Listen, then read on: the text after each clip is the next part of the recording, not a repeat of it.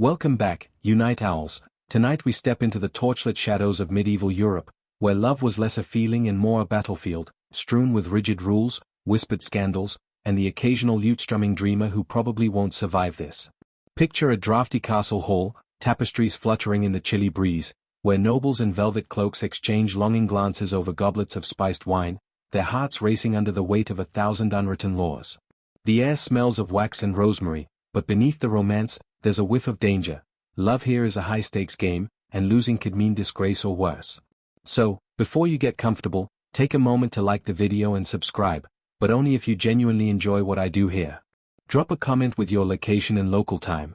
I'm curious where you're drifting off to this tale. Now, dim the lights, maybe turn on a fan for that soft background hum, and let's ease into tonight's journey together. In the high medieval period, roughly the 12th to 14th centuries, a peculiar notion called courtly love begins to weave its way into the tapestries of noble life. It's a strange beast, half poetry, half power play, born in the courts of southern France and spreading like wildfire across Europe. Think of it as a romantic code, where knights swear devotion to ladies who are often married, often untouchable, and always perched on a pedestal so high it's a wonder they don't get nosebleeds. The mainstream historical fact here is that courtly love, first codified in the writings of poets like Andreas Capellanus, wasn't just about swooning, it was a social framework. His book, *De Amore*, lays out rules for love like a medieval dating manual, complete with tips on how to pine politely and why suffering for love is peak nobility. Imagine a knight, his armor clanking as he kneels before a lady, vowing to slay dragons or at least fetch her a really nice embroidered handkerchief, all while knowing he'll never actually win her. It's less Tinder, more tortured. But let's not get too starry-eyed. Courtly love wasn't all sonnets and sighs, it was a performance, tightly choreographed to keep the social order intact. Nobles used it to flex their status, like posting a perfectly filtered selfie, but with more chainmail. A lord might dedicate a tournament to his lady, swinging his sword with extra flair, while the crowd whispers about his devotion, or his ulterior motives.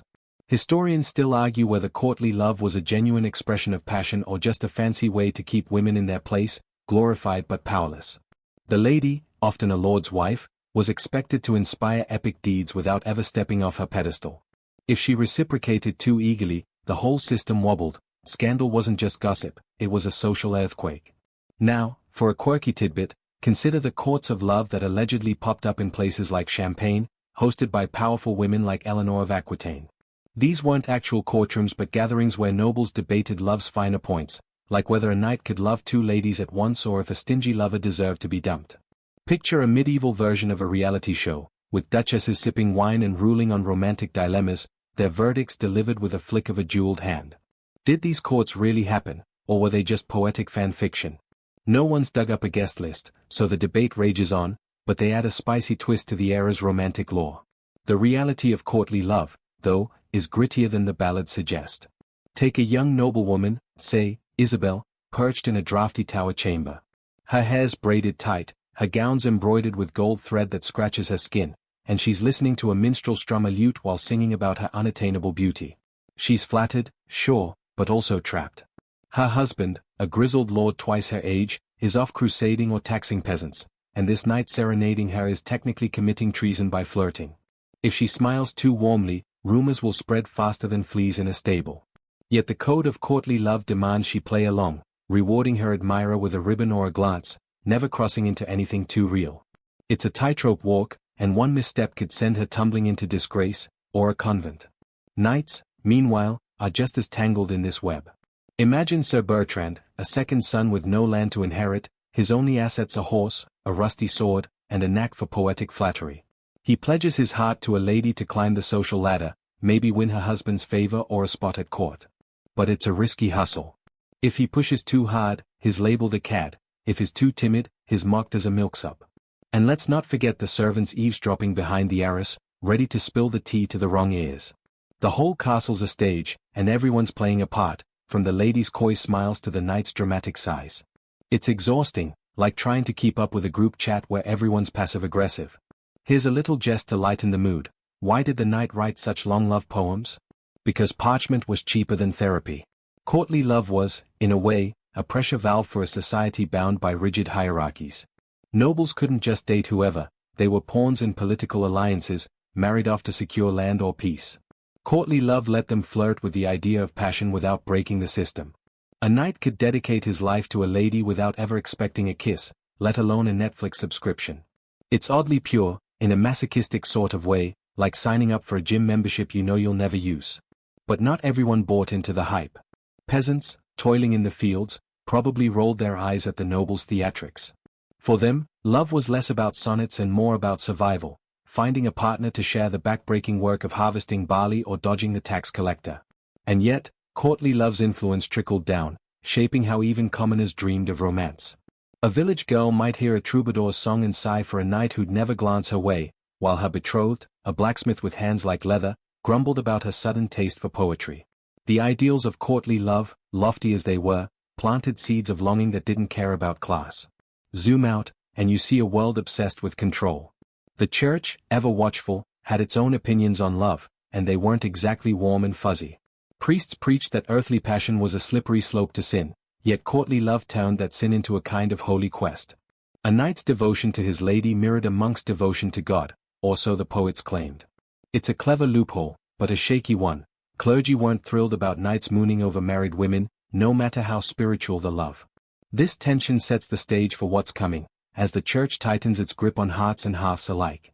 Another quick jest: why did the lady keep her knight at arm's length? Because his armor smelled like a stable. Seriously, though, the physical reality of medieval life didn't exactly scream romance. Castles were cold, hygiene was optional, and privacy was a myth. A stolen glance in a crowded hall was about as intimate as it got, unless you count the rats scurrying underfoot. Yet courtly love thrived in this chaos, a glittering fantasy that made the grime bearable.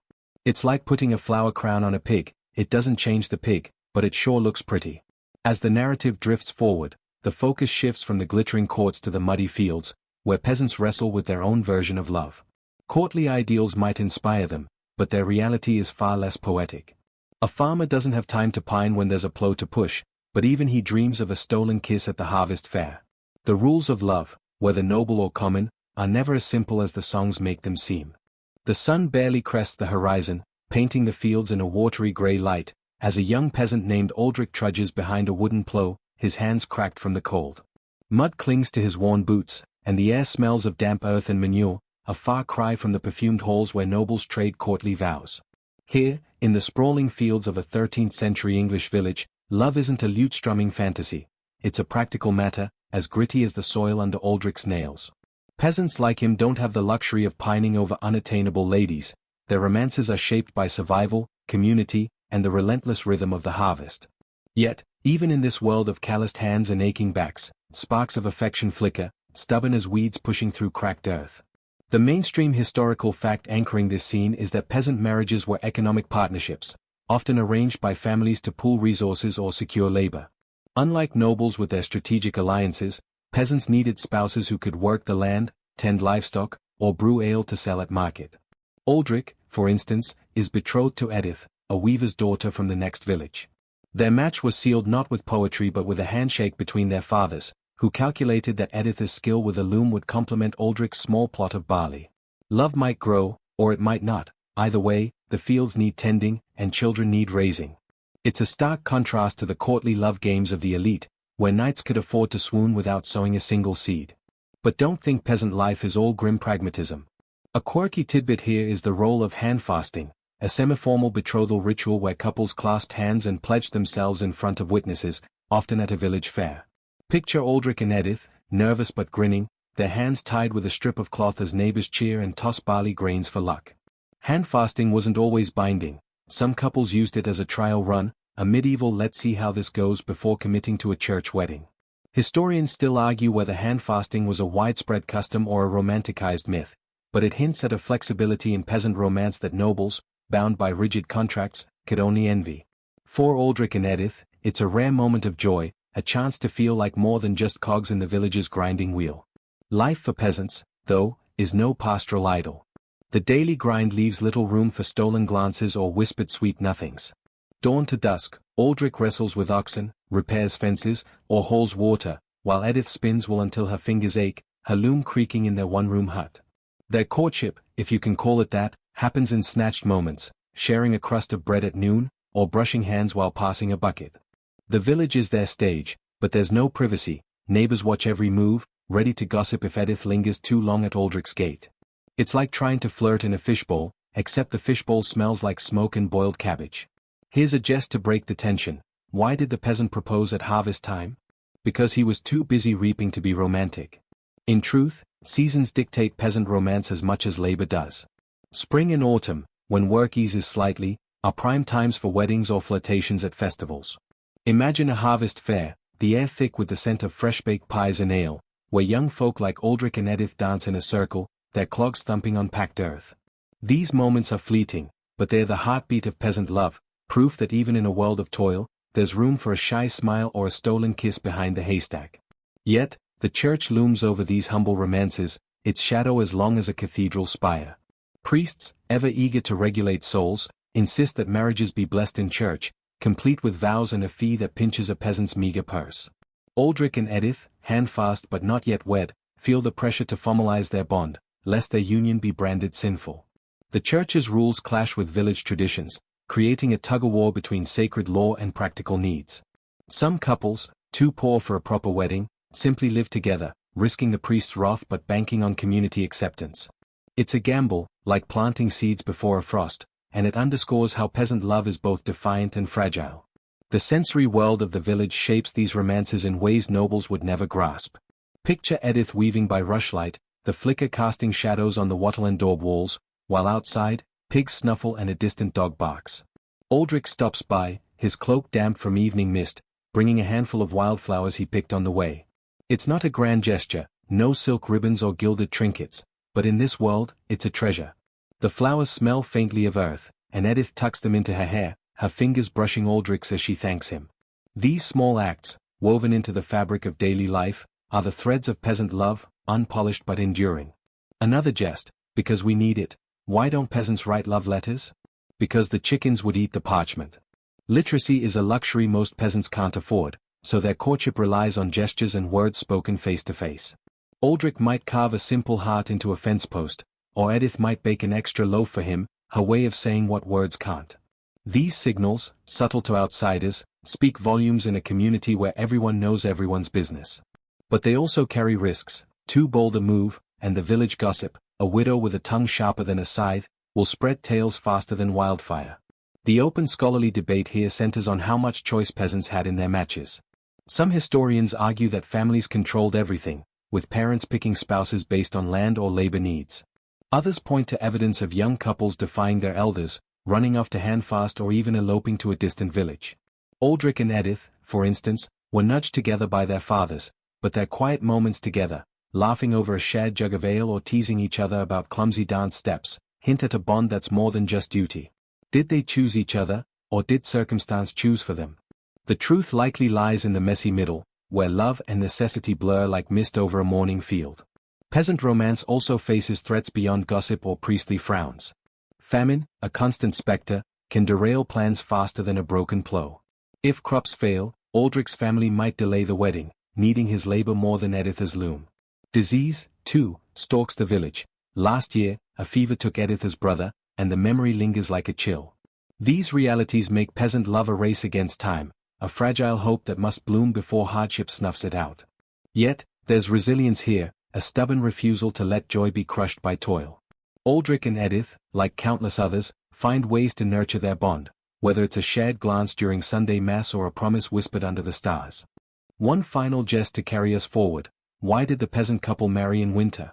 Because the cold kept the in-laws away. In truth, winter weddings are rare, too much work lies ahead to pause for celebration. But as Aldrich and Edith move toward their church vows, they carry the village's hopes with them. Their love, practical yet tender, is a microcosm of peasant life, hard-won, deeply felt, and always at the mercy of forces beyond their control. The church, with its rules and rituals, waits to claim its due, ready to bind their hands in a different kind of knot, one that's harder to untie. As the narrative drifts onward, the focus shifts to the church's growing stranglehold on love, where priests wield scripture like a shepherd's crook, herding hearts into line. Peasants like Aldrich and Edith, already bound by labor and land, must now navigate a new set of chains, ones forged in the name of salvation. A cold mist swirls through the village as dawn creeps in, the church's somber bell tolling across thatched roofs and muddy lanes. Inside the stone sanctuary, lit by the guttering flames of tallow candles, Father Godwin stands at a weathered pulpit, his voice a drone of Latin that few understand but all fear. The air carries the scent of incense and damp wool, wrapping tight around peasants like Aldrich and Edith, who kneel on the hard floor, their heads bowed. Their hand-fasting was a moment of joy, a fleeting taste of freedom in their toil-heavy lives, but here, in the church's shadow, love is no longer theirs to shape. In the 13th century Europe, the church is the ultimate gatekeeper, its iron grip tightening on every whispered vow and stolen glance, claiming dominion over hearts as fiercely as it does souls. The mainstream historical fact is that by the 13th century, the church had formalized marriage as a sacrament, insisting that only priest-sanctioned unions were legitimate. This wasn't just about spirituality, it was control.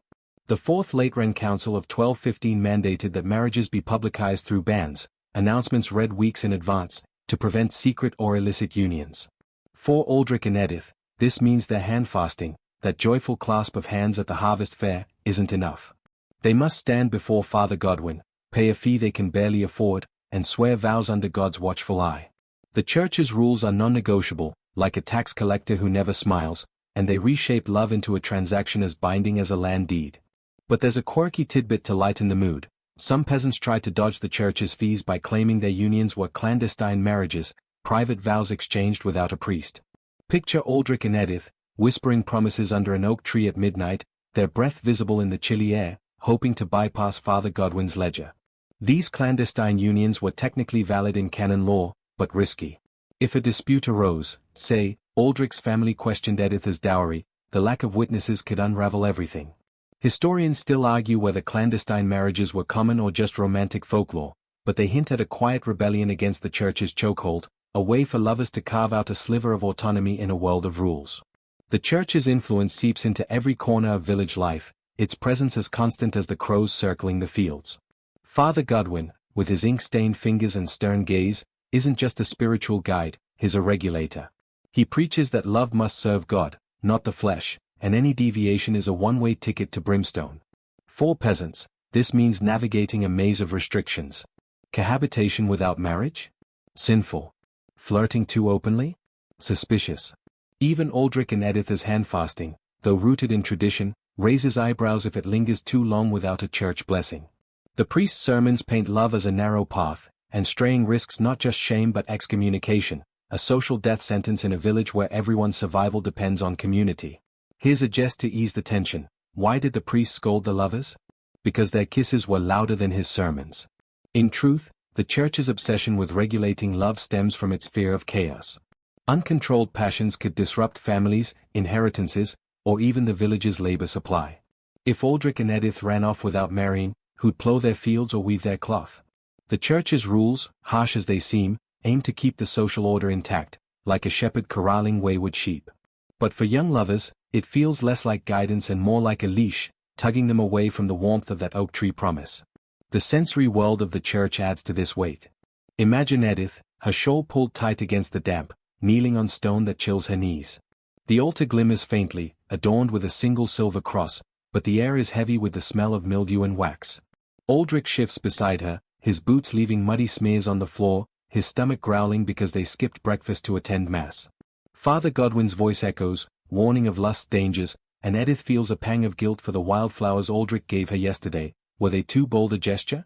The church is a place of awe, but also judgment, its walls whispering that love must be tamed, purified, or it's no love at all. The church doesn't just control marriage, it polices courtship, too. Public displays of affection are frowned upon, and Father Godwin's spies, nosy parishioners with nothing better to do, report any impropriety. Last month, a young couple was hauled before the church court for lewd behavior, after being caught holding hands too long at the market. Aldrich and Edith, aware of the risks, keep their interactions chaste, their touches limited to fleeting brushes when passing a jug of water. It's a far cry from the courtly love of nobles, with its poetic sighs and ribbon exchanges. Here, romance is a whispered secret, guarded like a candle flame in a storm. Another jest, because we need a breather. Why did the church ban secret weddings? Because the priest wanted an invitation. Clandestine marriages, though, weren't the only way peasants pushed back. Some couples delayed their church weddings, living together after hand-fasting and daring the priest to object. Others bribed Father Godwin with a chicken or a sack of grain to overlook minor infractions. These small acts of defiance show that peasant love, though constrained, has a stubborn streak, like a river carving through stone. Aldrich and Edith, caught between tradition and obedience, weigh their options, their hearts tugging one way, the church another. The open scholarly debate here revolves around how much the church's rules actually shaped peasant behavior. Some historians argue that canon law was a distant thunder, ignored by villagers who clung to older customs like hand-fasting. Others say the church's grip was inescapable, its courts and penalties forcing compliance. For Aldrich and Edith, the truth lies in the tension they feel, wanting to honor their hand-fasting but fearing the priest's disapproval. They attend Mass, pay their tithes, and nod at Father Godwin's sermons, but in their quiet moments, they dream of a love that's theirs alone, free from the church's ledger. The church's influence extends beyond marriage to the very idea of love. Priests preach that earthly affection should mirror divine love, selfless, chaste, and obedient. This clashes with the messy reality of peasant life, where love is tangled with need, desire, and survival. Aldrich, toiling in the fields, doesn't have time to ponder divine love, he just wants Edith's smile to lighten his day.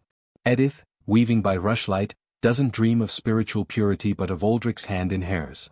The church's ideals, lofty as a cathedral spire, feel distant from the mud and sweat of their world, yet they can't escape its reach. The village itself reinforces the church's power. Neighbors, eager to stay in Father Godwin's good graces, police each other's morals. If Edith lingers too long at Aldrich's hut, a gossip's tongue will wag, and soon the priest will summon them for a lecture. This communal surveillance makes love a public affair, every gesture scrutinized like a merchant's scales. It's exhausting, like trying to court someone while the whole village watches, whispering bets on whether you'll trip. Yet, Aldrich and Edith find ways to resist, their bond growing in stolen moments, a shared laugh during a rainstorm, a glance across the church pews. One final jest to carry us forward. Why did the priest bless the marriage? Because the couple bribed him with ale. In reality, Aldrich and Edith's path to marriage is paved with compromises. They'll pay the church's fee, swear the vows, and kneel before the altar, but their love remains rooted in that hand-fasting, in the wildflowers and whispered promises. The church may bind their hands, but their hearts beat to a rhythm older than any sermon.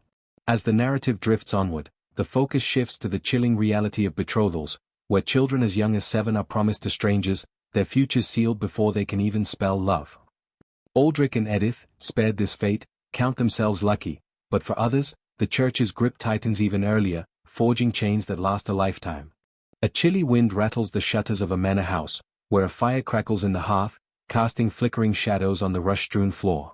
In a corner, 7-year-old Beatrice, her auburn curls barely tamed by a linen cap, clutches a wooden doll as her father, a minor lord, haggles with a neighboring knight over her future. The air smells of wood smoke and the faint tang of ink from a freshly drawn betrothal contract, its parchment curling at the edges. Outside, the world trudges on. Peasants like Aldrich and Edith toil in the fields, their handfast promises a distant dream compared to this cold transaction. In medieval Europe, betrothals bind hearts before they've even learned to beat for love, and for children like Beatrice, the future is a promise sealed in wax, not affection. The mainstream historical fact here is that betrothals in the medieval period often involved children, sometimes as young as 7, pledged to secure family alliances, land, or wealth. These agreements, common among nobles and even some prosperous peasants, were legally binding, treated as seriously as marriage itself. For Beatrice, her betrothal to a knight's son from a rival estate isn't about love, it's about merging 2 families' holdings to control a fertile valley. Her father, Lord Ranulph, sees her as a chess piece, her future traded for a few acres and a shaky truce. The church, ever watchful, sanctions these child betrothals, provided the couple consents at the age of reason, 12 for girls, 14 for boys, but consent is a murky word when your family's honor is on the line. For a quirky tidbit, consider the bizarre custom of bedding ceremonies for betrothed children, where families sometimes place the young pair in bed together to symbolize their future union. Picture little Beatrice, wide-eyed and clutching her doll, lying stiffly beside a gangly boy she's just met, while parents and priests nod approvingly from the doorway. Nothing physical happens, these are kids, after all, but the ritual is meant to cement the bond, like signing a contract with a cuddle. Historians still argue whether these ceremonies were widespread or rare oddities, but they highlight the medieval obsession with binding futures early, even if it means making a 7-year-old blush under a woolen blanket. The reality of child betrothals is less quaint than it sounds. Beatrice doesn't understand the contract's terms, only that her mother whispers she must be good and make her family proud. She's promised to young Thomas, a boy of 9 with a penchant for throwing stones at geese, who's no more thrilled about this than she is. They are trotted out at feasts, dressed in miniature finery, to perform their roles as future spouses, Beatrice curtsying awkwardly, Thomas tripping over his too long cloak. The hall buzzes with toasts to their union, but the children's eyes dart to the door, longing for the freedom of the orchard or the stables. It's like being cast in a play you didn't audition for, with a script written by someone who doesn't care if you forget your lines. Here's a jest to lighten the mood. Why did the betrothed girl bring her doll to the feast? Because it was better company than her fiancé. In truth, Beatrice and Thomas are pawns in a game of power. Their betrothal are not tying two families together. The contract specifies dowries, land, coin, maybe a few pigs, and penalties if either side backs out. If Lord Ranulph reneges, he'll owe Thomas's family a fortune. If Thomas's father breaks the deal, he risks losing face and allies. The children, meanwhile, are expected to grow into their roles, learning to love, or at least tolerate, each other as the years pass. It's a gamble, like planting seeds in rocky soil, hoping something blooms. The church, that ever-present shadow, looms large here too. Father Godwin, or his noble equivalent, blesses the betrothal with a sprinkle of holy water, muttering prayers over the parchment. The church insists that betrothals are sacred, a step toward marriage's holy sacrament, but it's also a practical move. By tying children early, families ensure loyalty before rival suitors or rebellious hearts can complicate things. Beatrice, at 7, can't consent in any meaningful way, but by 12, she'll be expected to nod dutifully, or face the consequences. The church's rules offer a veneer of morality, but they're as rigid as the iron bands on a castle gate, locking young hearts into futures they can't yet imagine. The sensory world of a betrothal is vivid but stifling. Imagine Beatrice in a stiff gown, its embroidery scratching her skin, as she's paraded before guests who smell of wine and sweat. The hall echoes with clinking goblets and forced laughter, while a minstrel strums a lute, singing of love she's too young to grasp. Thomas, across the table, fidgets with a bread crust, his face red from the adults' teasing. The fire's warmth doesn't reach them, and the weight of expectation hangs heavy, like damp wool. For Beatrice, the world feels both too big and too small. Her doll, tucked under her arm, is her only anchor in this sea of grown-up schemes. Another jest, because we need it. Why did the betrothed boy scowl at the banquet? Because he'd rather be chasing pigs than promises. The truth is, child betrothals create a strange limbo. Beatrice and Thomas are neither fully children nor adults, caught in a state of almost married that shapes their every move. They're taught to act the part. Beatrice learns needlework and courtly manners, Thomas trains with a wooden sword, but they're also kept apart, lest familiarity breed contempt before the wedding. Their meetings are choreographed, always under watchful eyes, like a dance where every step is planned by someone else. The open scholarly debate here centers on how much agency children had in these arrangements. Some historians argue that betrothals were purely coercive, with parents and priests dictating terms. Others point to rare cases where older children, at the age of consent, refused their matches, risking family wrath but claiming their own path. Beatrice, still years from that choice, feels the pressure already. Her mother's gentle warnings, her father's stern glances, and the priest's sermons all remind her that her duty is to obey. Yet, in quiet moments, she dreams of running through the fields, free as the geese Thomas torments, her doll her only confidant. For poorer families, betrothals are less grand but no less binding. A peasant girl, like Editha's younger cousin, might be promised to a neighbor's son to share a plough or a patch of land. The ceremony is simpler, no banquet, just a handshake and a shad loaf, but the stakes are just as high. If the betrothal fails, the family's survival could falter. These agreements, though practical, carry the same weight of expectation as noble ones. The church, always lurking, demands its due, ensuring even peasant betrothals align with its vision of order. It's a world where love is a seed planted too early, forced to grow in soil that's often too hard. One final jest to carry us forward. Why did the betrothed kids sneak away? Because even they knew the contract was boring. In reality, Beatrice and Thomas's betrothal is just the beginning of a long road. As they grow, they'll face the challenge of turning a forced promise into something real, or at least bearable. Their story, like Aldrich and Editha's, is shaped by forces beyond their control, but it's also tinged with hope, a flicker of possibility that love might find a way, even in a world of wax seals and priestly frowns. As the narrative drifts onward, the focus shifts to the cold calculus of dowries, where love is weighed against coin, land, and livestock. Beatrice's betrothal may be sealed with parchment, but it's the dowry that binds it, turning hearts into bargaining chips in a game few can win. Twilight settles over the manor, its stone walls glowing faintly under a sickle moon, as Lord Ranulph paces his solar, a cramped chamber cluttered with ledgers and candle stubs. The air is thick with the scent of vellum and melted wax, each contract on the oak table a testament to his family's ambitions. Across the valley, in a humbler hut, Editha's father, a weaver, counts his meager coins, hoping they'll stretch far enough to secure her marriage to Aldrich. In both worlds, noble and peasant, dowries are the currency of love, turning hearts into transactions weighed in land, livestock, or cold, hard silver. For Beatrice, the betrothed 7-year-old clutching her doll, her dowry is a shadowy promise, a bundle of fields and rights that will one day bind her to Thomas. Here, in the 13th century, love doesn't just spark in stolen glances, it's brokered at desks, where ink and ambition outweigh affection. The mainstream historical fact is that dowries were central to medieval marriage, serving as a bride's contribution to the new household and a tool for securing alliances.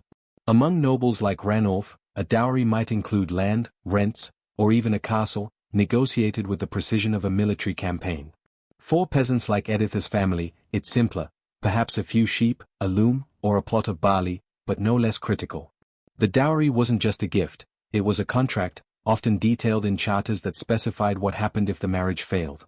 If Editha's marriage to Aldrich collapses, her family might lose their investment, leaving them scrabbling to survive. Dowries, in short, are the scaffolding of medieval love, holding up unions that might otherwise crumble under the weight of reality.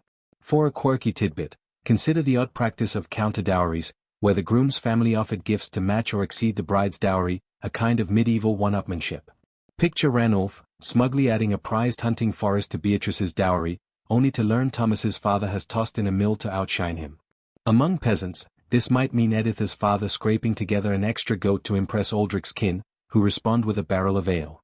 These exchanges could turn negotiations into a bizarre potluck, each side trying to prove their worth. Historians still argue whether counter-dowries were about generosity or pride, but they show how dowries weren't just payments, they were performances, signaling status in a world obsessed with it. The reality of dowries is less whimsical than it seems. For Beatrice, her dowry is a distant concept, something her father mutters about when he thinks she's asleep. She overhears talk of 10 acres by the river and rights to the millstream, words that mean nothing to a girl who'd rather climb trees than count coins. Yet these assets will shape her life, tying her to Thomas and his family's ambitions. If the dowry's too small, Thomas's kin might scorn the match, too large, and Ranulph risks bankrupting his estate. It's a delicate balance, like threading a needle in a storm, and Beatrice, the prize at its center, has no say. Her doll, propped on a stool, seems to watch the proceedings with more agency than she has. Here's a jest to break the tension. Why did the dowry include a cow? Because the bride's family wanted to milk the deal. In truth, dowries often included livestock, especially for peasants. Editha's dowry, for instance, includes her loom, a tool she's mastered since childhood, and to use, there will a promise of future income. Aldrich's family, in turn, offers a strip of land, barely enough for a garden, but it's all they can spare. The exchange is modest compared to noble dowries, but it's a lifeline, ensuring the couple can start their life without starving. For peasants, love is a partnership, and the dowry is the glue, binding hands as surely as the church's vows. The church, always hovering like a stern parent, blesses these transactions but adds its own demands. Father Godwin, or his noble counterpart, insists that dowries be recorded, their terms clear to avoid disputes. A poorly defined dowry could spark feuds, especially if a marriage ends in annulment or death. Imagine Edith, years into her marriage, facing Aldrich's family in a church court, arguing over who owns that loom if he dies. The church's oversight, meant to maintain order, often feels like another tax, its fees nibbling at already tight purses. For nobles like Ranulph, the church's role is a formality, but for peasants, it's a hurdle, another reminder that love comes with a price. The sensory world of dowry negotiations is vivid but oppressive. Picture Ranulph's solar, its narrow windows letting in slivers of moonlight, the table strewn with quills and parchment that crackle under his fingers. His steward, a wiry man with ink-stained cuffs, mutters figures, acres, shillings, bushels, while Thomas's father, red-faced from wine, haggles over a vineyard's yield. In Editha's hut, the scene is humbler but no less tense. Her father counts coins by rushlight, their clink drowned by the wind rattling the door. Edith, weaving nearby, hears every word, her heart sinking as her loom becomes a bargaining chip. The air smells of damp wool and anxiety, each number a weight on her future. Another jest, because we need it. Why was the dowry negotiation so long? Because they kept arguing over the chicken's egg count. The truth is, dowries could spark bitter disputes, especially among nobles. Ranulph's sister, years ago, lost her dowry when her betrothal collapsed, leaving her family scrambling to restore their honor. Such failures linger like bad harvests, tainting reputations. For peasants, the stakes are more immediate. Edith's family can't afford to lose those ewes, not with winter looming.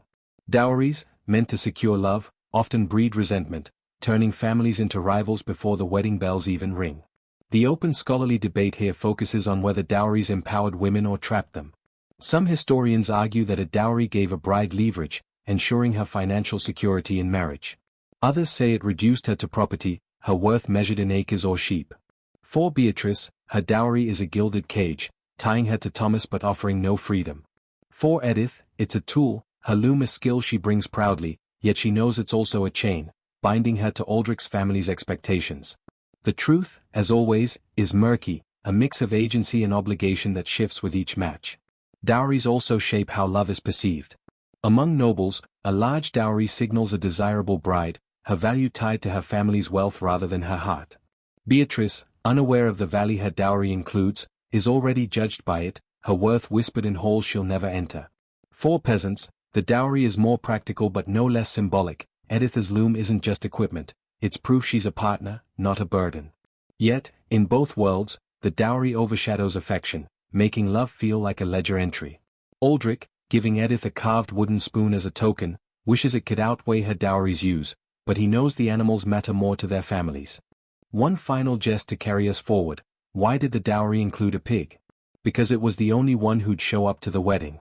In reality, dowries are the backbone of medieval marriage, their terms etched in ink and memory. Beatrice's future, sealed in her father's solar, hinges on fields she's never seen. Edith and Aldrich, their hands clasped in handfasting, now face the pressure of coins and contracts. Love, in this world, is a spark that must burn through layers of calculation, its warmth dimmed by the cold logic of dowries. As the narrative drifts onward, the focus shifts to the glittering but flawed ideal of chivalry, where knights like those in Thomas's family swear to honor ladies, their romantic vows masking a reality as gritty as the fields Aldrich plows. The dowry's weight lingers, a reminder that even in love's loftiest moments, the desk always has the final word. The sun barely crests the horizon, painting the fields in a watery grey light, as a young peasant named Aldrich trudges behind a wooden plough, his hands cracked from the cold. Mud clings to his worn boots, and the air smells of damp earth and manure, a far cry from the perfumed halls where nobles trade courtly vows. Here, in the sprawling fields of a 13th-century English village, love isn't a lute-strumming fantasy. It's a practical matter, as gritty as the soil under Aldrich's nails. Peasants like him don't have the luxury of pining over unattainable ladies. Their romances are shaped by survival, community, and the relentless rhythm of the harvest. Yet, even in this world of calloused hands and aching backs, sparks of affection flicker, stubborn as weeds pushing through cracked earth. The mainstream historical fact anchoring this scene is that peasant marriages were economic partnerships, often arranged by families to pool resources or secure labor. Unlike nobles with their strategic alliances, peasants needed spouses who could work the land, tend livestock, or brew ale to sell at market. Aldrich, for instance, is betrothed to Edith, a weaver's daughter from the next village. Their match was sealed not with poetry but with a handshake between their fathers, who calculated that Edith's skill with a loom would complement Aldrich's small plot of barley. Love might grow, or it might not. Either way, the fields need tending, and children need raising. It's a stark contrast to the courtly love games of the elite, where knights could afford to swoon without sowing a single seed. But don't think peasant life is all grim pragmatism. A quirky tidbit here is the role of handfasting, a semi-formal betrothal ritual where couples clasped hands and pledged themselves in front of witnesses, often at a village fair. Picture Aldrich and Edith, nervous but grinning, their hands tied with a strip of cloth as neighbors cheer and toss barley grains for luck. Handfasting wasn't always binding. Some couples used it as a trial run, a medieval let's see how this goes before committing to a church wedding. Historians still argue whether handfasting was a widespread custom or a romanticized myth, but it hints at a flexibility in peasant romance that nobles, bound by rigid contracts, could only envy. For Aldrich and Edith, it's a rare moment of joy, a chance to feel like more than just cogs in the village's grinding wheel. Life for peasants, though, is no pastoral idyll. The daily grind leaves little room for stolen glances or whispered sweet nothings. Dawn to dusk, Aldrich wrestles with oxen, repairs fences, or hauls water, while Edith spins wool until her fingers ache, her loom creaking in their one-room hut. Their courtship, if you can call it that, happens in snatched moments, sharing a crust of bread at noon, or brushing hands while passing a bucket. The village is their stage, but there's no privacy, neighbors watch every move, ready to gossip if Edith lingers too long at Aldrich's gate. It's like trying to flirt in a fishbowl, except the fishbowl smells like smoke and boiled cabbage. Here's a jest to break the tension. Why did the peasant propose at harvest time? Because he was too busy reaping to be romantic. In truth, seasons dictate peasant romance as much as labor does. Spring and autumn, when work eases slightly, are prime times for weddings or flirtations at festivals. Imagine a harvest fair, the air thick with the scent of fresh-baked pies and ale, where young folk like Aldrich and Edith dance in a circle, their clogs thumping on packed earth. These moments are fleeting, but they're the heartbeat of peasant love, proof that even in a world of toil, there's room for a shy smile or a stolen kiss behind the haystack. Yet, the church looms over these humble romances, its shadow as long as a cathedral spire. Priests, ever eager to regulate souls, insist that marriages be blessed in church, complete with vows and a fee that pinches a peasant's meager purse. Aldrich and Edith, handfast but not yet wed, feel the pressure to formalize their bond, lest their union be branded sinful. The church's rules clash with village traditions, creating a tug-of-war between sacred law and practical needs. Some couples, too poor for a proper wedding, simply live together, risking the priest's wrath but banking on community acceptance. It's a gamble, like planting seeds before a frost, and it underscores how peasant love is both defiant and fragile. The sensory world of the village shapes these romances in ways nobles would never grasp. Picture Edith weaving by rushlight, the flicker casting shadows on the wattle and daub walls, while outside, pigs snuffle and a distant dog barks. Aldrich stops by, his cloak damp from evening mist, bringing a handful of wildflowers he picked on the way. It's not a grand gesture, no silk ribbons or gilded trinkets, but in this world, it's a treasure.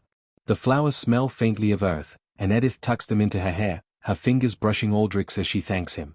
These small acts, woven into the fabric of daily life, are the threads of peasant love, unpolished but enduring. Another jest, because we need it. Why don't peasants write love letters? Because the chickens would eat the parchment. Literacy is a luxury most peasants can't afford, so their courtship relies on gestures and words spoken face to face. Aldrich might carve a simple heart into a fence post, or Edith might bake an extra loaf for him, her way of saying what words can't. These signals, subtle to outsiders, speak volumes in a community where everyone knows everyone's business. But they also carry risks. Too bold a move, and the village gossip, a widow with a tongue sharper than a scythe, will spread tales faster than wildfire. The open scholarly debate here centers on how much choice peasants had in their matches. Some historians argue that families controlled everything, with parents picking spouses based on land or labor needs.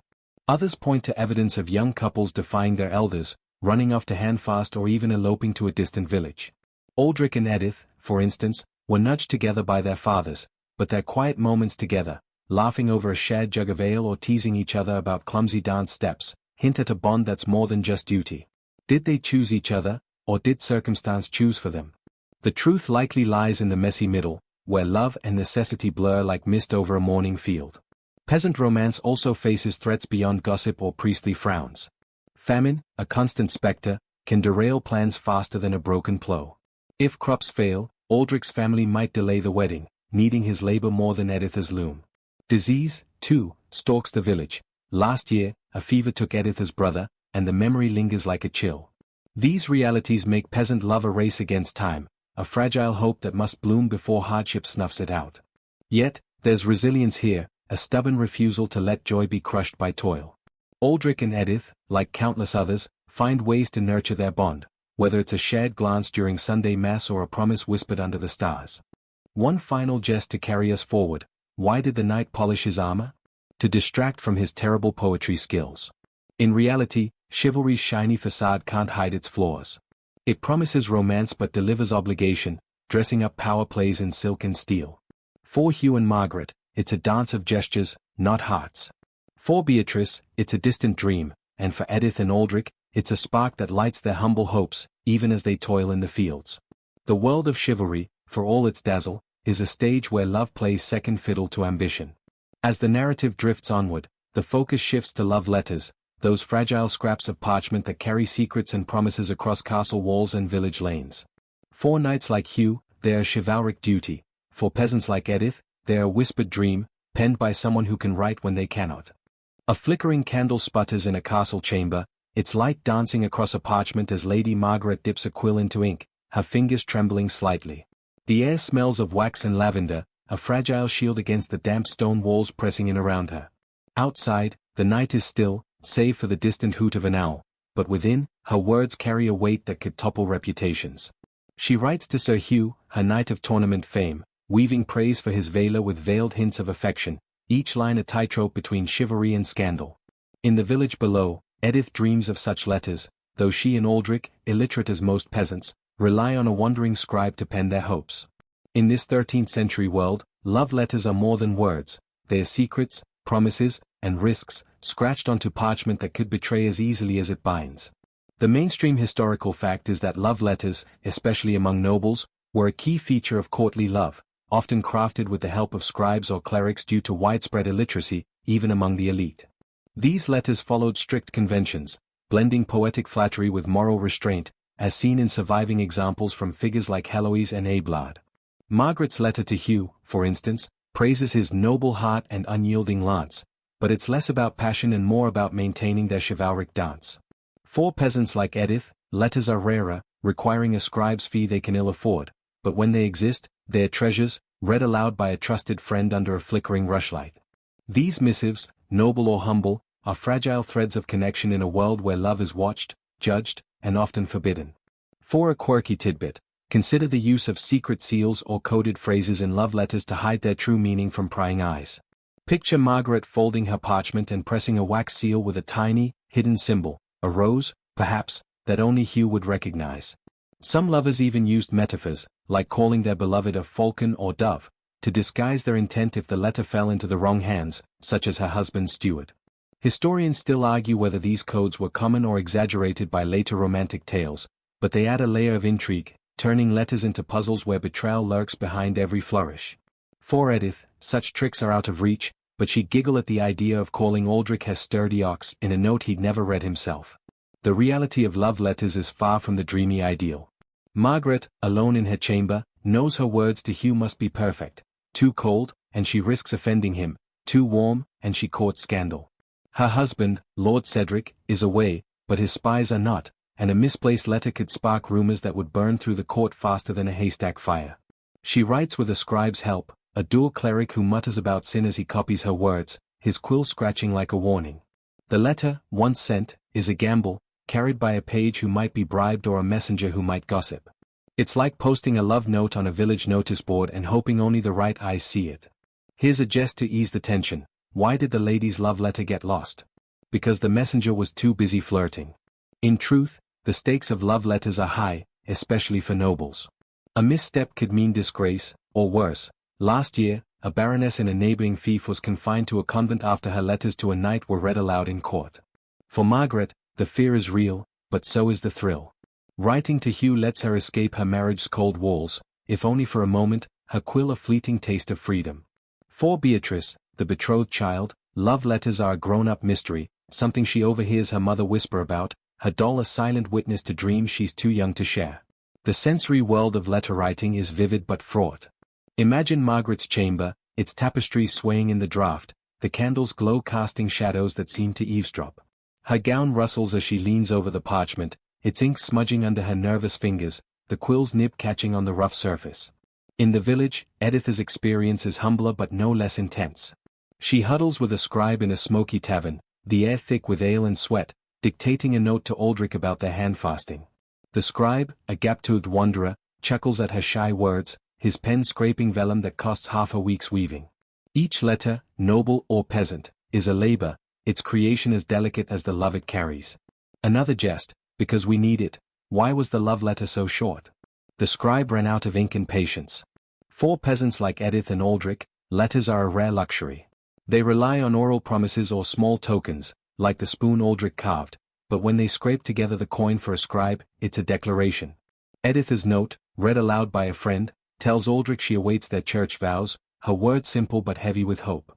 Unlike Margaret's coded prose, Edith's letter is blunt, a reflection of a life where survival leaves little room for pretense. Yet both women, worlds apart, share the same fear, that their words, once loosed, could betray them. The open scholarly debate here centers on how authentic love letters were. Some historians argue they were genuine expressions of feeling, even within the rigid rules of courtly love. Others say they were formulaic, more about status than sincerity, with scribes shaping the words to fit chivalric ideals.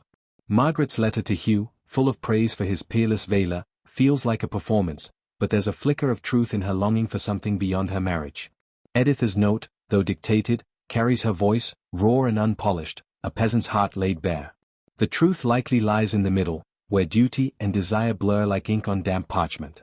The Church, that ever-present judge, casts its shadow over these letters. Father Godwin, or his noble equivalent, preaches that love must be chaste, directed toward marriage or God, not secret passions. A love letter, if discovered, could be branded sinful, especially if it hints at adultery, as Margaret's might. Last month, a village girl was scolded in church for a note to a married man, her shame a warning to others. Edith, aware of the risks, keeps her letter brief, her words focused on her and Aldrich's future, not their feelings. The Church's rules make love letters a battlefield, each word a potential casualty in the war between heart and doctrine. Betrayal is the shadow that haunts every letter. Margaret's page, a boy with greedy eyes, might sell her words to her husband's steward for a coin. Edith's scribe, passing through the village, could gossip about her note at the next tavern. Even the parchment itself is unreliable, rain could smear the ink, or a careless hand could drop it in a fire. For Beatrice, growing up in this world, love letters are a whispered promise, something she'll learn to write when her betrothal to Thomas ripens. But she'll also learn their danger, the way a single word can unravel a life, like a thread pulled from a tapestry. One final jest to carry us forward: why did the knight hide his love letter? Because even his horse was a gossip. In reality, love letters are fragile bridges between hearts, their words carrying hopes that could soar or shatter. Margaret's letter to Hugh, sealed with a rose, is a chivalric game with stakes she can't fully control. Edith's note to Aldrich, scrawled in a tavern, is a peasant's vow, simple but brave. Both are acts of defiance, small rebellions against a world that binds love in chains of duty and fear. As the narrative drifts onward, the focus shifts to festivals, where village dances and bonfires ignite romances that defy the rules of church and dowry. For Edith and Aldrich, these moments are a chance to steal a kiss. For Margaret and Hugh, they are a stage for chivalric display, but always under the watchful eyes of a world ready to judge. The harvest moon hangs low, bathing the village square in a golden glow, as fiddles hum and laughter rises like smoke from a crackling bonfire. The air is thick with the scent of fresh-baked bread, spilled ale, and the sweet tang of apples piled high on trestle tables. Edith twirls in a circle dance, her skirts brushing the packed earth, her hand grazing Aldrich's as they spin past each other, their smiles brighter than the torches. Across the valley, in a grander setting, Lady Margaret sways under a silk canopy at a noble's feast, her eyes catching Sir Hugh's as he bows with exaggerated flourish, his chivalric display masking a spark of something bolder. In this 13th-century world, festivals are rare bursts of color in a grey tapestry of toil and duty, where love, chaste or forbidden, flares like a comet, brief but blazing, under the watchful eyes of church and community. The mainstream historical fact is that medieval festivals, tied to harvests, saints' days, or seasonal shifts, were key social events where courtship could flourish outside the usual constraints. These gatherings, May Day, Michaelmas, or local fairs, offered a rare chance for young people to mingle, dance, and flirt, often under the guise of communal celebration. For peasants like Edith and Aldrich, a harvest festival is a moment to let their handfast bond breathe, their steps in the dance a public claim of affection.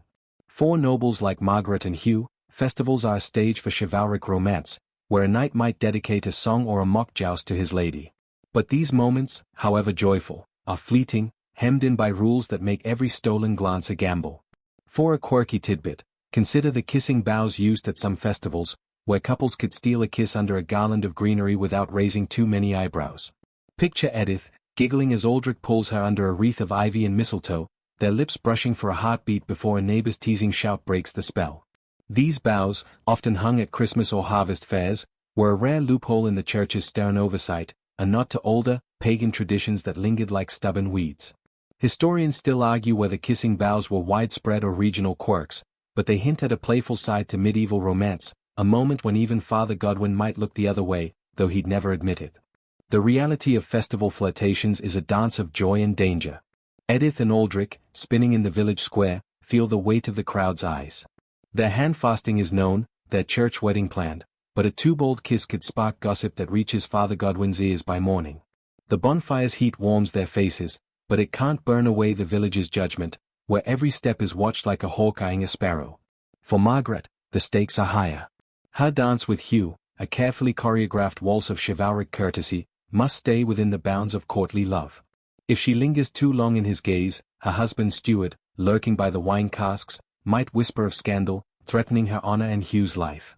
It's like flirting in a room full of mirrors, every move reflects back, magnified. Here's a jest to lighten the mood: why did the peasant dance so fast? To outrun the priest's sermon. In truth, festivals are a rare escape for Edith and Aldrich, whose days are consumed by weaving and plowing.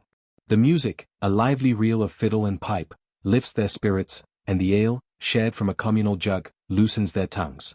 Edith teases Aldrich about his clumsy steps, her laughter a spark in the firelight, while he retorts that her spinning makes the stars jealous.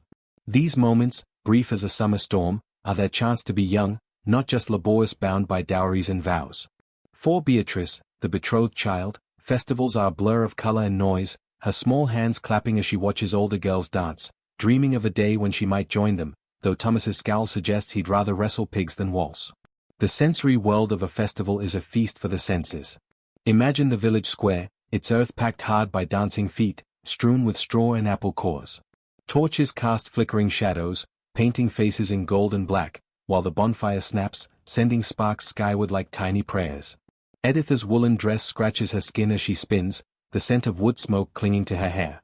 In the noble's feast, Margaret glides across a stone floor strewn with herbs, their crushed rosemary mingling with the aroma of roasted venison. Minstrels strum lutes, their notes weaving through the chatter of lords and ladies, while Hugh's armor clinks faintly as he bows, his sleeve, her token, still tied to his shoulder. Both scenes, humble and grand, pulse with life, but the threat of judgment hovers like a storm cloud. Another jest: because we need it. Why did the knight dance with his lady? To keep his armor from rusting. For nobles, festivals are as much about politics as pleasure. Hugh's dedication to Margaret, a song, a bow, a ribbon, boosts her status and his, but it's a performance, scripted by chivalry's rules. If he oversteps, offering a touch instead of a glance, the court's whispers could turn venomous. Margaret, smiling through her unease, knows her role: inspire, but never yield. The church, always lurking, approves of these public displays only if they stay chaste. Father Godwin, watching the village dance from the church steps, mutters about vanity, ready to pounce if Edith and Aldrich linger too long under that kissing bough. Festivals may loosen the rules, but they never break them. The open scholarly debate here centers on how much freedom festivals offered for genuine romance.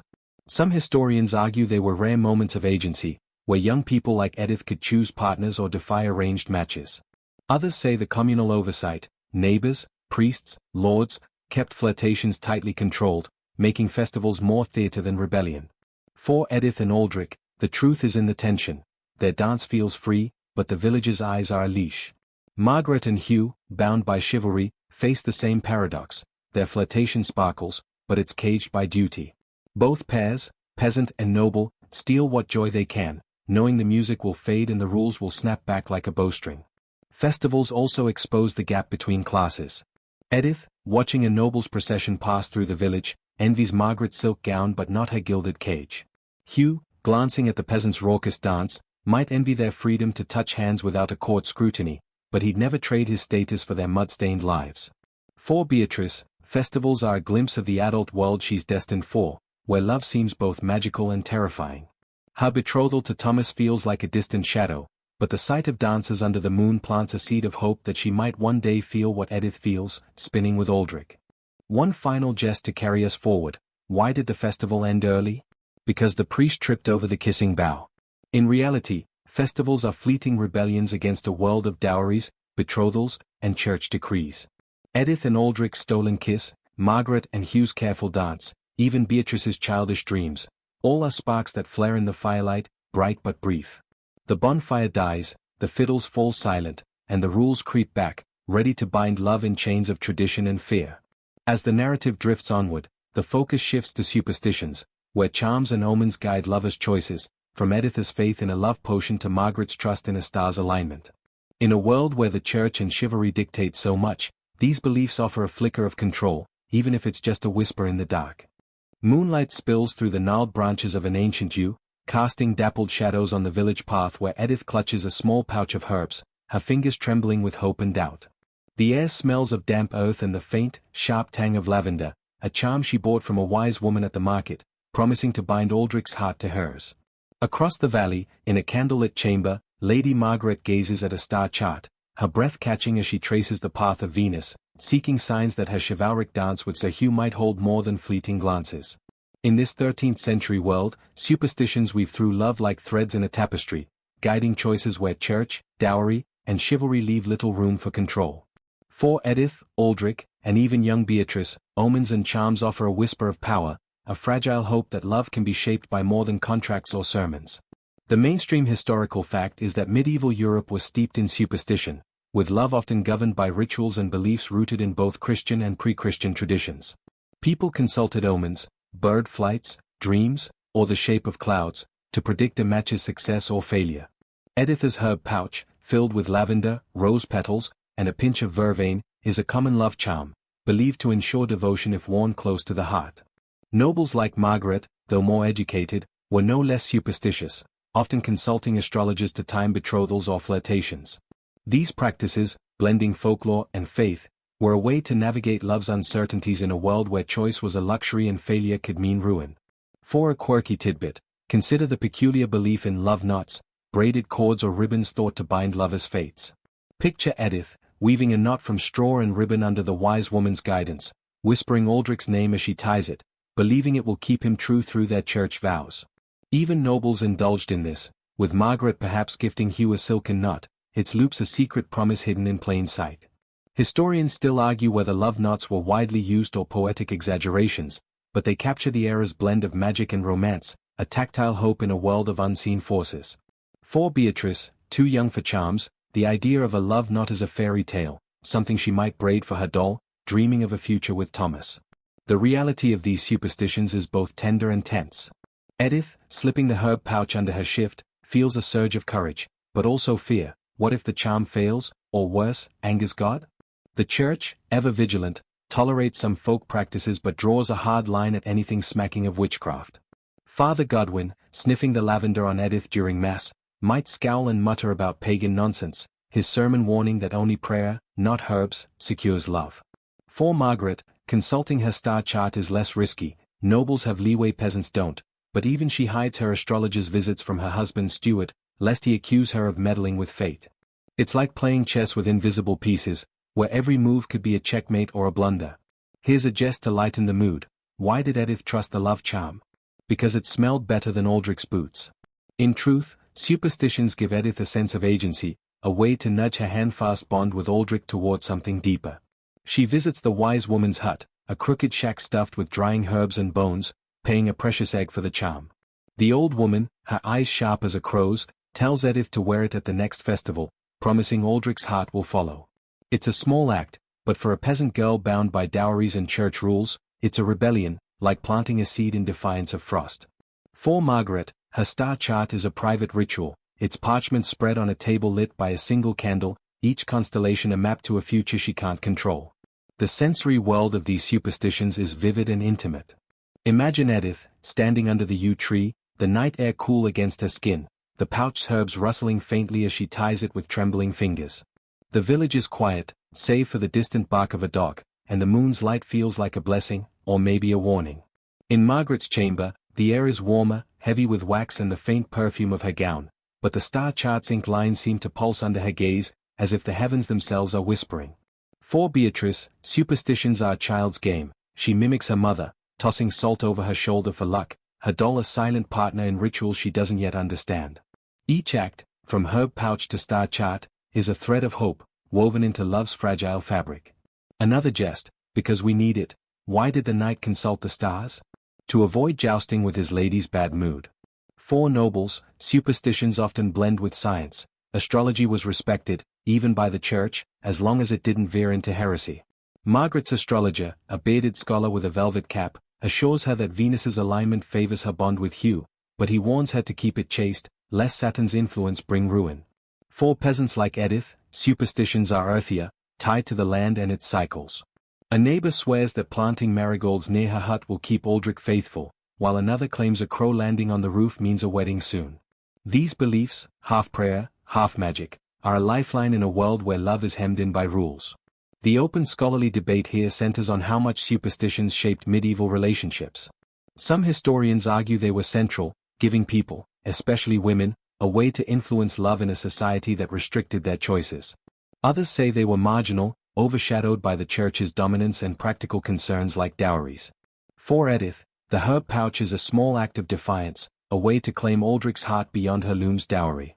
For Margaret, the star chart is a gamble, a hope that celestial forces might align where her marriage cannot.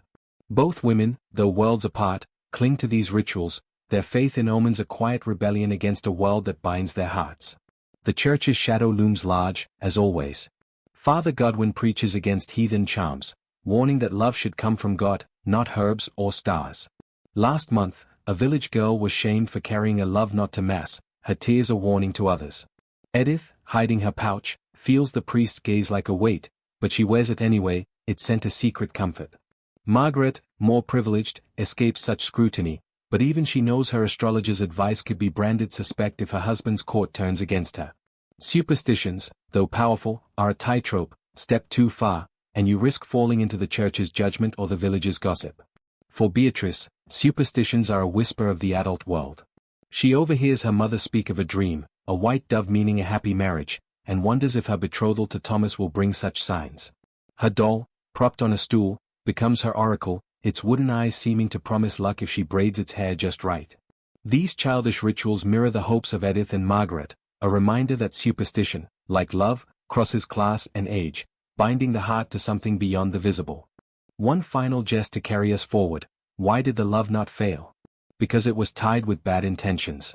In reality, superstitions are fragile armor for lovers like Edith and Margaret, offering hope where dowries and chivalry fall short.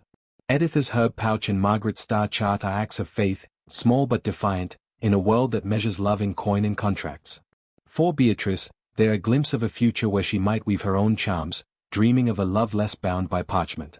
As the narrative drifts onward, the focus shifts to the dangerous dance of adultery, where secret affairs, like those whispered between Margaret and Hugh, risk shame, exile, or worse. Even Edith and Aldrich, so careful in their handfast bond, know the whispers of forbidden love, a flame that burns bright but threatens to consume all. A soft rain patters against the castle's leaded windows, veiling the world in a grey hush, as Lady Margaret slips into a shadowed alcove, her heart pounding like a war drum. The air is heavy with the scent of damp stone and the faint musk of Sir Hugh's cloak, brushed close as he whispers a forbidden promise. Their chivalric game, once confined to tournament ribbons and coded letters, teeters on a razor's edge, each stolen moment a step deeper into the perilous dance of adultery. Down in the village, Edith and Aldrich, bound by handfasting, hear whispers of a local scandal, a miller's wife caught with a traveling peddler, her shame now a cautionary tale. In this 13th century world, forbidden love is a flame that burns bright but threatens to consume, its embers sparking shame, exile, or worse under the watchful eyes of church and community. The mainstream historical fact is that adultery in medieval Europe was a grave sin and social offense, heavily policed by the church and secular authorities.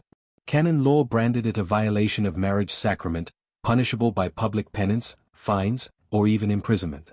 For nobles like Margaret, the stakes were higher. Adultery could unravel alliances, disgrace families, or provoke violent retribution. A noblewoman caught in an affair might face confinement in a convent, while her lover risked banishment or a duel. For peasants like Edith's neighbors, consequences were less formal but no less brutal: community shunning or a husband's fists. Yet, despite the risks, affairs happened, fueled by passion, rebellion, or the cold realities of arranged marriages that left hearts starving. For a quirky tidbit, consider the shaming rituals some communities use to punish adulterers, like the skimming ton ride. Picture the miller's wife, red-faced and tearful, paraded through the village on a donkey while neighbors bang pots and jeer, mocking her affair with crude songs. These public humiliations, more common in later centuries but rooted in medieval traditions, were a way to restore order through shame. Historians still argue whether such rituals were widespread or exaggerated by chroniclers, but they highlight the era's obsession with policing love, turning private sins into public spectacles. For Margaret, such a fate would be unthinkable, but even she fears the court's whispers, as sharp as any villager's jeer. The reality of adultery is a tangle of desire and dread. Margaret, pressed against the alcove's cold stone, knows her meetings with Hugh are no longer just chivalric play. His hand grazes hers, a touch that sends a shiver through her silk gown, but also a pang of fear. Her husband, Lord Cedric, is due back from his hunt, and his steward's eyes miss nothing. Their affair, if you can call stolen glances and whispered vows that, is a rebellion against her loveless marriage, but it's also a trap. If caught, she could lose everything, her status, her freedom, even her life. Hugh, for all his knightly bravado, risks just as much, his honor and lands forfeit if Cedric demands justice. It's like dancing on a crumbling cliff, each step thrilling but deadly. Here's a jest to lighten the mood. Why did the lady hide her lover? Because her husband's sword was sharper than his wit. In truth, Margaret's affair is a desperate grasp for something real in a world of duty. Her marriage to Cedric, sealed by dowries and alliances, is a contract, not a bond. His touch as cold as the coins he counts. Hugh's attention, however fleeting, is a spark, but it's one that could ignite a firestorm. For Edith and Aldrich, the miller's wife scandal is a warning. Their handfast love is chaste, their kisses stolen under festival boughs, but they know how quickly gossip can twist innocence into sin. The village, like Margaret's court, is a fishbowl, every ripple watched and judged. The sensory world of these secret liaisons is vivid but suffocating. Imagine Margaret in the alcove, the rain's soft drum muffling her whispered words, the candlelight from a distant hall casting Hugh's face in sharp relief. Her gown catches on the rough stone, and his breath, warm against her cheek, smells faintly of wine. In the village, the miller's wife's affair unfolded in a hayloft, the air thick with straw dust and the musty scent of stored grain, her laughter cut short by the creak of a ladder. For Edith, hearing the tale, the scandal feels close. Her own moments with Aldrich, like brushing hands at the well, could be misread by a gossip's eager tongue. Each setting, noble or humble, hums with tension, love's thrill shadowed by betrayal's threat. Another jest, because we need it. Why was the affair so secret? Even the rats were sworn to silence. The church, as ever, looms large, its laws a noose around forbidden love. Father Godwin, preaching fire and brimstone, calls adultery a mortal sin, demanding public confession and penance, kneeling in sackcloth, perhaps, or a pilgrimage to a distant shrine. Last year, a village man caught with a widow was forced to walk barefoot through the churchyard, his shame a lesson to all. Margaret, if exposed, would face a church court, her letters to Hugh read aloud as evidence, each word a nail in her coffin. The church's grip makes adultery not just a personal failing but a cosmic one, a defiance of God's order that demands atonement. The open scholarly debate here centers on how common adultery was in medieval society. Some historians argue it was rare, given the severe consequences and communal oversight. Others point to court records and literature, like the tales of Lancelot and Guinevere, as evidence that affairs, though risky, were a persistent undercurrent, especially in loveless marriages. For Margaret, her flirtation with Hugh feels like a singular act, but she knows the court's history, whispers of a lady exiled, a knight disgraced. For Edith, the miller's wife's fall is a stark reminder that even peasants aren't immune. The truth, as always, lies in the grey, where passion battles fear, and love tempts fate. Adultery's dangers ripple beyond the lovers. Margaret's affair, if discovered, could fracture her family's alliances, leaving Beatrice's betrothal to Thomas in jeopardy. Nobody wants a scandal-tainted bride. Hugh's kin, too, would suffer, their lands and honor at risk. In the village, the miller's wife's disgrace taints her children, their prospects dimmed by her shame. Edith and Aldrich, planning their church vows, tread carefully, their love a fragile bridge over a river of gossip. The community, from castle to cottage, enforces its own justice, shunning or punishing those who stray, as if love's missteps threaten the harvest itself. For Beatrice, adultery is a grown-up shadow, a word she hears in hushed tones when her mother speaks of court scandals. Her betrothal to Thomas feels safe, a childish promise, but the tales of fallen ladies plant a seed of fear. Will her future hold such risks? Her doll, tucked under her arm, seems to listen, its wooden face a silent witness to a world where love can be a trap. Even Edith, so careful with Aldrich, feels the weight of these stories, her herb pouch from the wise woman a talisman against a fate like the miller's wife's. One final jest to carry us forward. Why did the lover flee the village? Because the gossip ran faster than his horse. In reality, adultery is a dance on a knife's edge, its thrill laced with terror. Margaret and Hugh, stealing moments in the rain, know their game could end in ruin. Edith and Aldrich, guarding their handfast bond, see the miller's wife's fall as a warning to keep their love pure. For Beatrice, it's a distant threat, but one that looms larger as she grows.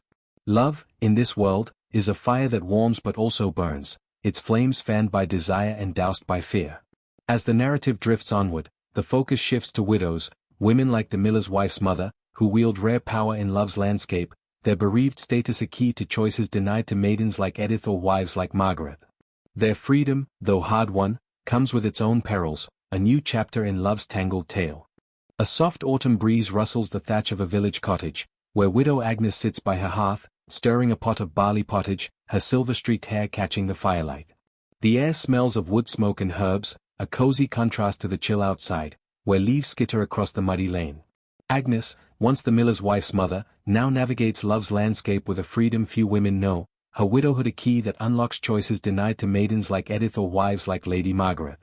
In the castle across the valley, Lady Eleanor, widowed after her lord's fall in a skirmish, weighs suitors off as in her solar, her quill poised over a ledger as sharp as her gaze.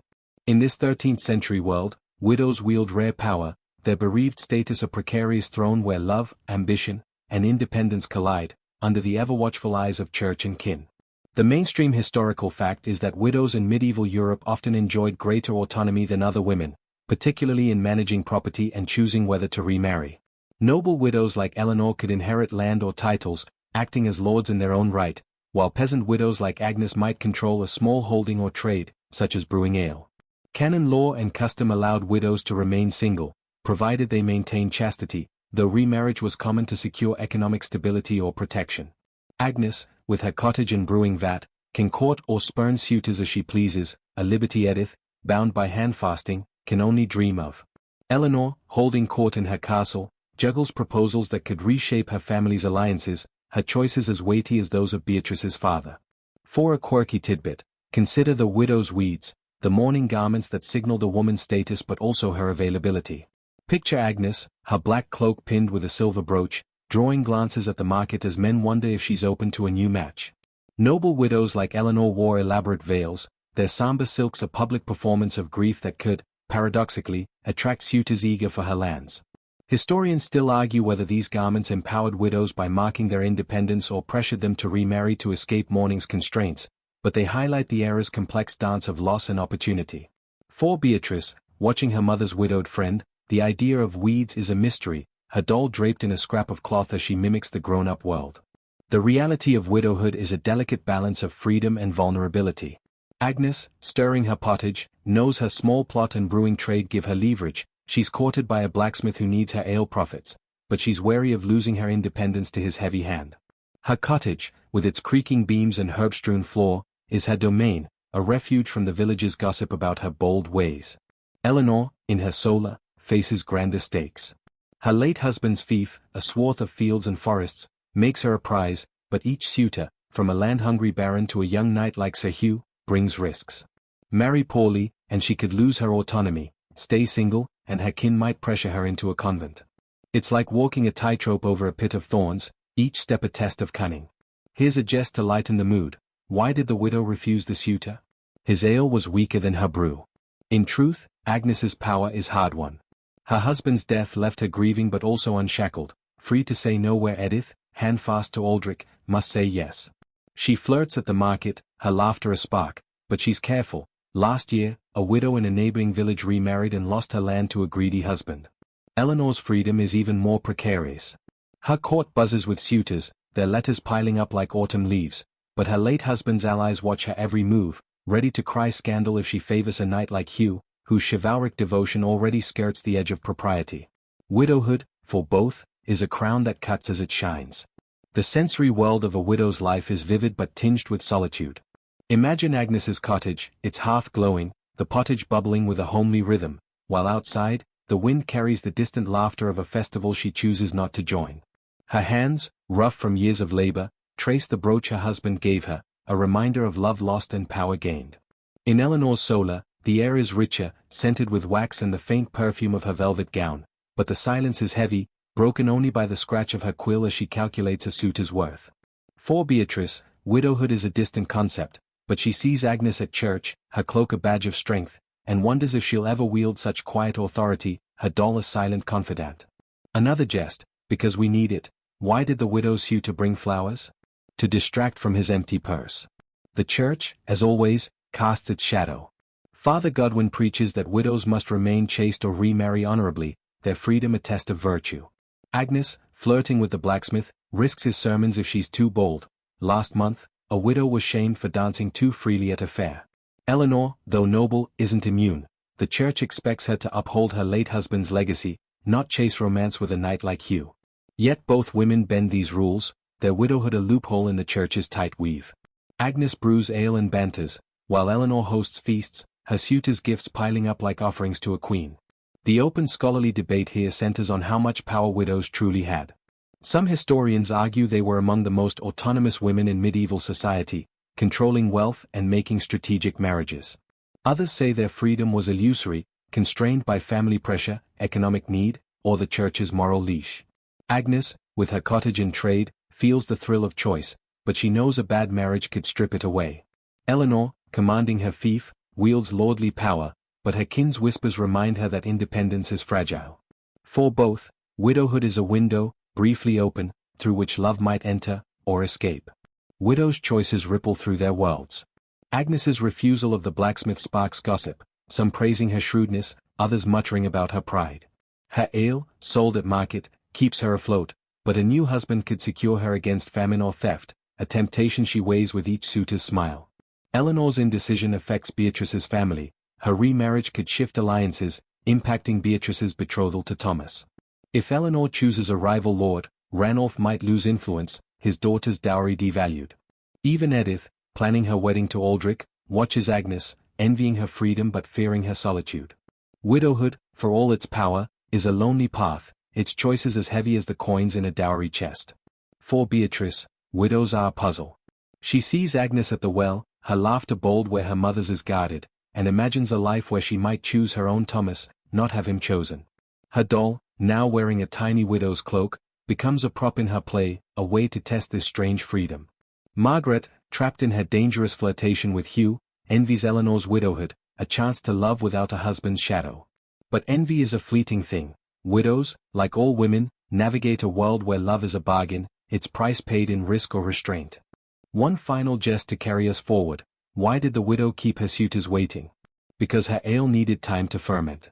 In reality, widows like Agnes and Eleanor are rare beacons in love's landscape, their choices a defiance of the chains that bind Edith, Margaret, and Beatrice. Agnes's cottage and Eleanor's solar are stages where love can be courted or spurned, but each decision carries a cost, measured in whispers, coins, or years alone. Their power, though dazzling, is a flame that flickers in the wind of duty and danger. As the narrative drifts onward, the focus shifts to troubadours, whose songs of love stir hearts and trouble, weaving tales that tempt Edith to dream beyond her loom and push Margaret closer to Hugh's forbidden embrace. Their music, like Agnes's ale, is a potion, intoxicating but risky, in a world that guards love jealously. A summer dusk bathes the castle courtyard in a rosy glow, where a troubadour named Gilham strums his lute, his voice weaving a tale of a knight's longing for an unattainable lady. The air hums with the scent of crushed lavender and warm stone, and Lady Margaret, seated beneath a canopy, feels her cheeks flush as the song's words mirror her dangerous dance with Sir Hugh. Down in the village, Edith pauses at her loom, catching the faint echo of a similar tune from a wandering minstrel at the tavern, his melody stirring dreams of a love beyond Aldrich's carved spoon. In this 13th century world, troubadours are more than entertainers, they're alchemists of the heart, their songs sparking forbidden desires and risky hopes, their notes a thread that binds noble and peasant in love's restless weave. The mainstream historical fact is that troubadours, flourishing in southern France from the 12th century, were poet-musicians who shaped the ideals of courtly love through their songs, called canso star. Their lyrics, often in Occitan, celebrated a knight's devotion to a lady, usually married and unattainable, blending passion with chivalric restraint. Figures like Bernard de Ventadorn set the template, their songs spreading across Europe, performed in castles and taverns alike. For Margaret, Gilham's song is a mirror, reflecting her flirtation with Hugh, while for Edith, the minstrel's simpler tune plants seeds of romance that her practical life can't nurture. These songs, though beautiful, are dangerous, tempting listeners to blur the lines between poetic fancy and real desire.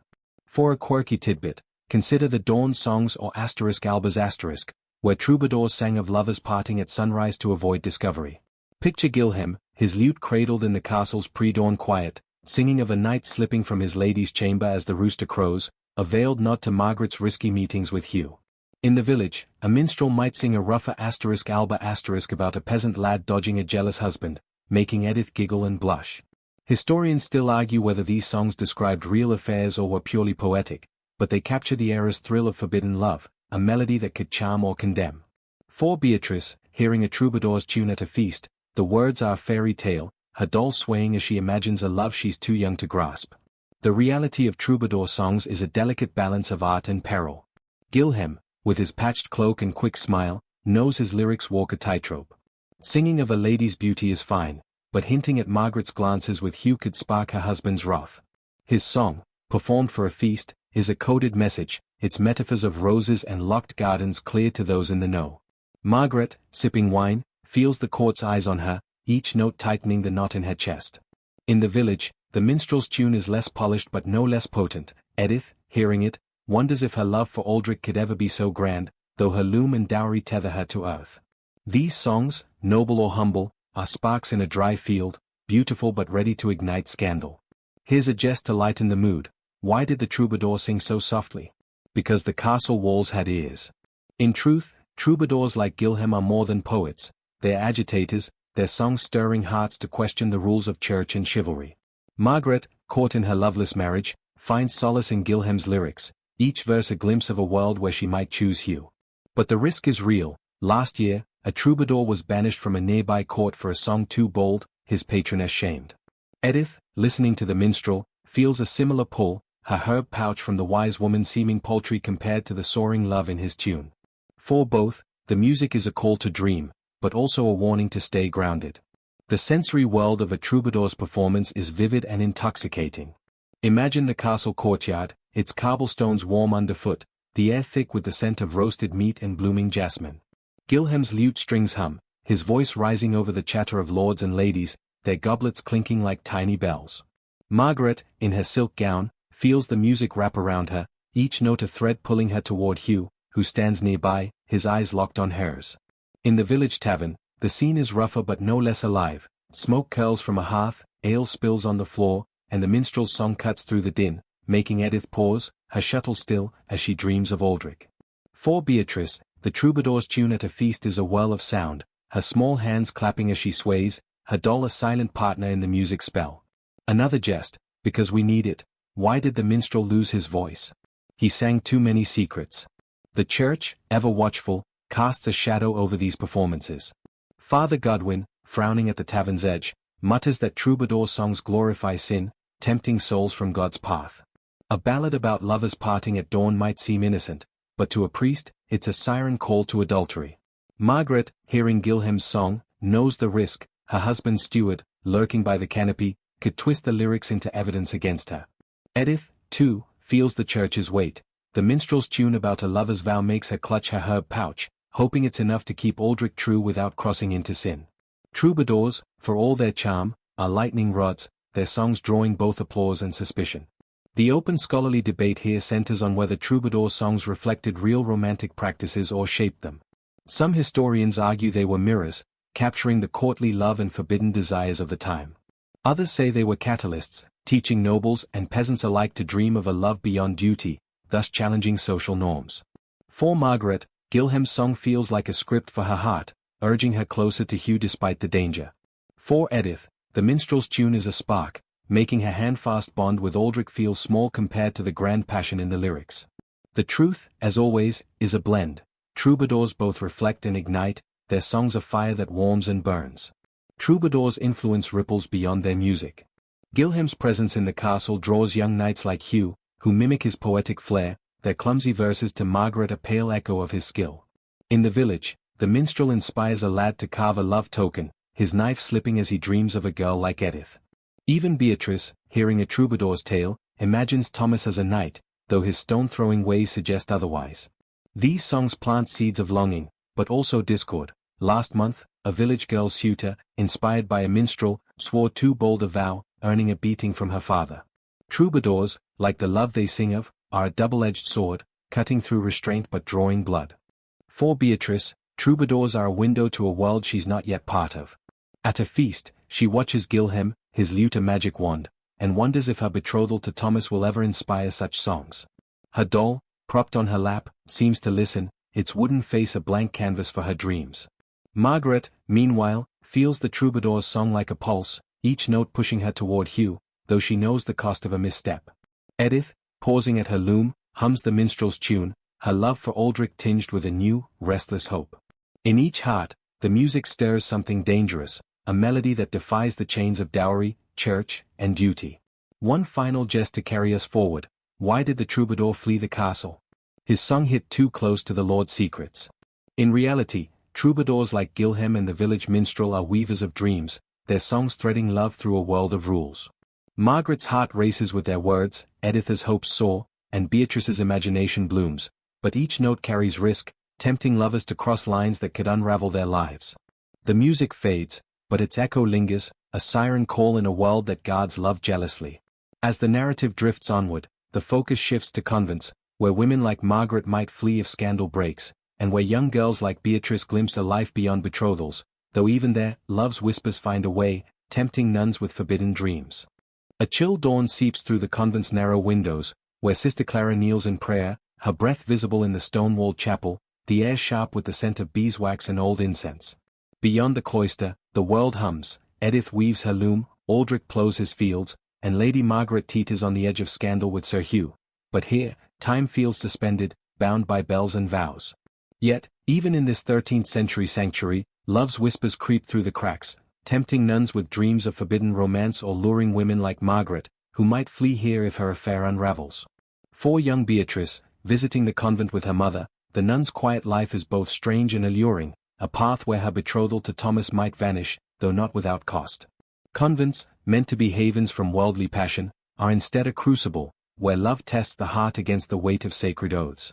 The mainstream historical fact is that medieval convents were not just spiritual retreats but social institutions, housing women who were widowed, unwed, or sent there to avoid scandal or secure family honor. By the 13th century, many noble women, like Margaret's kin, entered convents either by choice or coercion, taking vows of chastity, poverty, and obedience. Peasants rarely joined, as convents demanded dowries, smaller than marriage dowries but still steep, making them a noblewoman's domain. For a woman like Margaret, a convent could be a refuge if her flirtation with Hugh sparks disgrace, offering safety but demanding she sever all ties to her former life. For Sister Clara, a former noblewoman, the convent is both a calling and a cage, her vows a shield against love's temptations but also a reminder of what she left behind. For a quirky tidbit, consider the convent love letters, rare but scandalous missives smuggled to or from nuns, hinting at forbidden attachments. Picture Sister Clara, in the dead of night, unfolding a scrap of parchment slipped under her cell's door, its words from a local clerk professing love, each line a spark in her cloistered heart. Such letters, though few, are documented in church records, often leading to punishment for both sender and recipient. Historians still argue whether these were genuine romances or exaggerated tales meant to vilify convents, but they show that even behind stone walls, love found a way, like ivy curling through a crack. For Beatrice, such secrets are unimaginable, but the convent's hushed air makes her wonder what the nuns dream of, her doll a silent witness to their mysteries. The reality of convent life is far from serene. Sister Clara, rising before dawn, spends her days in prayer, copying manuscripts, or tending the herb garden, her hands chapped from cold water and toil. The convent's rules are strict: silence during meals, no personal possessions, and constant vigilance against worldly thoughts. Yet, love creeps in, not always as grand passion but as quiet yearnings. Clara remembers a suitor from her youth, his face fading but his laughter sharp in her dreams, stirred by a troubadour's song heard through the convent gate. For Margaret, the convent looms as a shadow. If her affair with Hugh is exposed, her husband might banish her here, her silk gowns traded for coarse wool, her freedom for a cell. It's like choosing between a fire and a frost, each a different kind of burn. Here's a jest to lighten the mood. Why did the nun blush at vespers? The candlelight reminded her of stolen kisses. In truth, convents were a paradox, offering women autonomy. Some became abbesses, wielding power like Lady Eleanor, but also confinement. Sister Clara, though devout, feels the weight of her vows when a novice whispers of a knight seen near the convent wall, his ribbon a token for an unnamed sister. For Edith, far from this world, the convent is a rumor, a place where bad women are sent, though she pities their loneliness, her handfast bond with Aldrich a warmth she'd never trade. For Beatrice, visiting with her mother, the convent is a puzzle. Nuns move like ghosts, their chants haunting, but their gardens' flowers hint at a life not entirely dead. The sensory world of the convent is stark but vivid. Imagine the chapel, its stone floor cold under Clara's knees, the air heavy with incense and the faint must of damp wool. Candles flicker, casting shadows that dance like forbidden thoughts, while the bells toll echoes, a reminder of duties unending. Outside, the herb garden offers a brief reprieve, its mint and rosemary sharp in the nose, but even here, Clara's eyes drift to the gate, where the world beyond whispers. For Margaret, imagining this life, the convent's silence is a threat, its plain walls a far cry from her soulless tapestries. Beatrice, trailing her mother, clutches her doll, the chapel's gloom making her shiver, though a nun's kind smile softens the fear, planting a seed of curiosity about this strange, quiet world. Another jest, because we need it. Why did the convent gate creak? It was tired of keeping love out. The church, which runs the convent, is both protector and jailer. Father Godwin, visiting to hear confessions, preaches that nuns are brides of Christ, their love reserved for God alone. A whiff of romance, like Clara's secret letter, could bring harsh penance, fasting, isolation, or expulsion. Yet, convents were not immune to scandal. Last year, a nearby abbey was rocked when a nun fled with a monk, their vows shattered, their names cursed in sermons. For Margaret, this tale is a warning. Her flirtation with Hugh could end here, her beauty hidden under a veil, her letters burned. Edith, hearing the story, clutches her herb pouch, grateful her love for Aldrich is sanctioned, not a sin to be locked away. The open scholarly debate here centers on whether convents empowered women or suppressed them. Some historians argue they were havens, offering education and authority to women like Clara, who might lead as an abbess. Others say they were prisons, stripping women of agency, especially those forced in by family or scandal. For Clara, the convent is both. She cherishes the peace but chafes at the silence, her heart stirred by memories of a life she can't reclaim. For Margaret, it's a looming threat, a place where her power as a lady would vanish. For Beatrice, it's a distant possibility, a life where her betrothal might dissolve, though the nun's stern faces make her cling tighter to her doll. The truth, as ever, is a tangle of freedom and chains. Convents also ripple through the wider world. Clara's presence, as a noblewoman turned nun, secures her family's favor with the church, easing Beatrice's father's dealings with bishops. But a scandal, like a nun's elopement, could taint that favor, affecting alliances and dowries. In the village, Edith hears tales of runaway nuns, making her wonder if love could drive even holy women to rebellion, her own bond with Aldrich feeling fragile by comparison. Margaret, teetering on the edge with Hugh, knows a convent might be her only escape if her husband's wrath descends, though the thought of trading her solar for a cell chills her more than the rain-soaked alcove where she meets her knight. For Beatrice, the convent is a half-understood dream. She sees Sister Clara's gentle hands, tending roses, and imagines a life free of Thomas's scowl, but the chapel's cold and the nun's chants feel like a warning. Her doll, tucked under her cloak, becomes a nun in her play, its wooden face serene but silent, mirroring the life Beatrice might one day face. Edith, practical and peasant, sees convents as a noblewoman's fate, far from her loom, but the idea of love surviving such walls stirs her, making her kiss Aldrich bolder at the next festival. Margaret, haunted by the convent's shadow, clings to Hugh's whispers, each one a defiance of the fate that might await her. One final jest to carry us forward. Why did the nun hum a troubadour's tune? Because even vows can't silence the heart. In reality, convents are a crucible where love, forbidden or divine, tests the soul. Sister Clara's secret letter, Margaret's looming refuge, and Beatrice's childish curiosity all reflect a world where passion finds a way, even in the shadow of stone walls. The convent's bells toll, but they can't drown out the heart's quiet song, a melody that lingers as love's risks grow ever darker. As the narrative drifts onward, the focus shifts to the Black Death, a shadow creeping closer, shattering romantic norms and reshaping how survivors like Edith, Margaret, and Beatrice seek love in a world where death dances closer than any suitor. A sickly haze hangs over the village, the air heavy with the stench of decay and burning herbs, as Edith hurries past shuttered cottages, her shawl pulled tight against the chill of fear.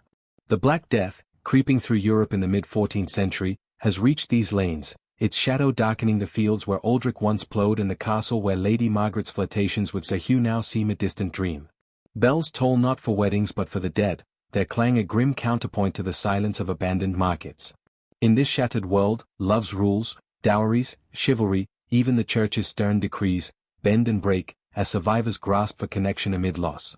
4. Young Beatrice, huddled in her father's manor, the plague is a monster from a nightmare, her betrothal to Thomas a faint echo in a life where survival trumps romance.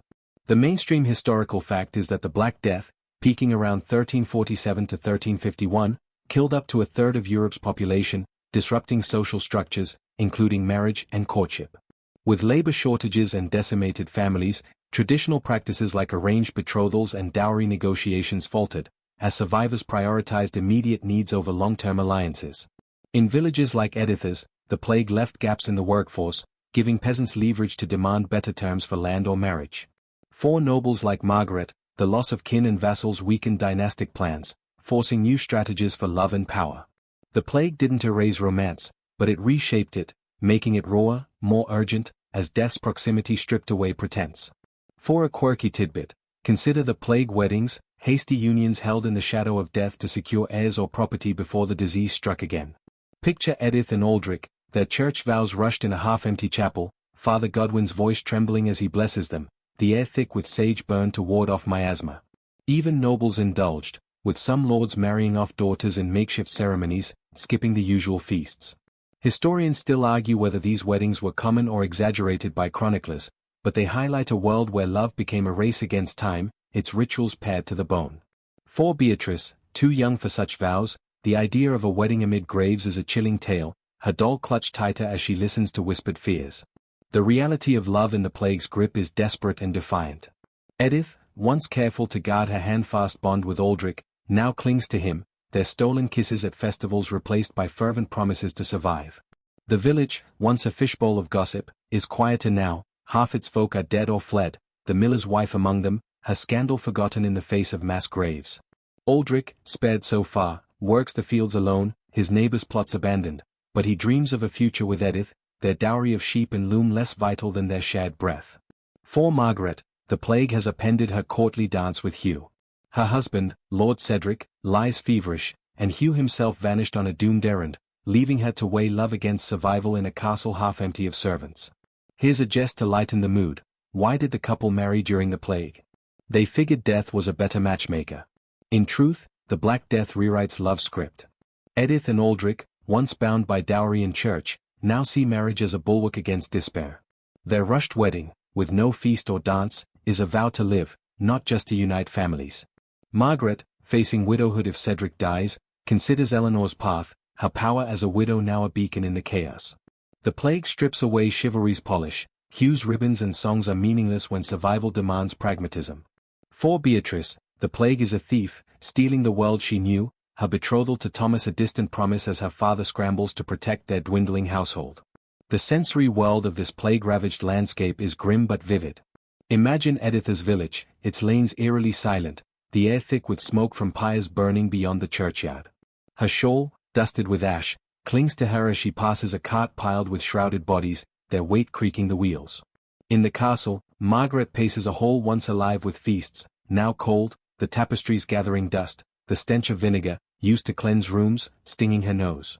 Beatrice, in her chamber, hears the manor's silence, broken only by her mother's cough, the sound a knife in her heart. Her doll, propped on a stool, seems to watch the world unravel, its wooden face a mute witness to fear's grip. Another jest, because we need it. Why did the plague spare the lovers? It couldn't bear to break their hearts. The church, though shaken, still tries to hold the line. Father Godwin, his voice hoarse from praying over the dying, insists marriage remains sacred, but he performs plague weddings with fewer questions, his ledger smudged with haste. The church's grip, once iron, wavers as priests fall to the disease, leaving gaps where superstition creeps in. Edith, her herb pouch long discarded, now prays to saints for Aldrich's health, her faith a mix of old charms and new fears. Margaret, attending mass in a near-empty chapel, wonders if God has turned from her, her flirtation with Hugh a sin now dwarfed by the plague's wrath. The church's rules bend, but its shadow lingers, a ghost in a world of ghosts. The open scholarly debate here centers on how deeply the Black Death altered romantic practices. Some historians argue it revolutionized love, loosening class barriers and empowering survivors to marry for affection as social structures collapsed. Others say changes were temporary, with old norms like dowries and betrothals snapping back once the plague receded. For Edith and Aldrich, the plague makes their love urgent, their vows a shield against loss, but they still honor their family's wishes, their sheep and loom a practical anchor. Margaret, facing a future without Cedric, sees new possibilities, perhaps a marriage of choice, not duty, but knows her status depends on rebuilding alliances. Beatrice, too young to understand, feels the shift, her betrothal to Thomas less certain as death reshapes her family's plans. The truth lies in the tension. Love grows bolder, but its roots remain deep in tradition. The plague's impact ripples through every bond. Edith and Aldrich, now wed, work side by side, their fields merged with those of the dead, their love a quiet strength in a world of loss. Margaret, if widowed, might follow Eleanor's path, her power as a widow amplified by the plague's chaos, though suitors now seek survival, not romance.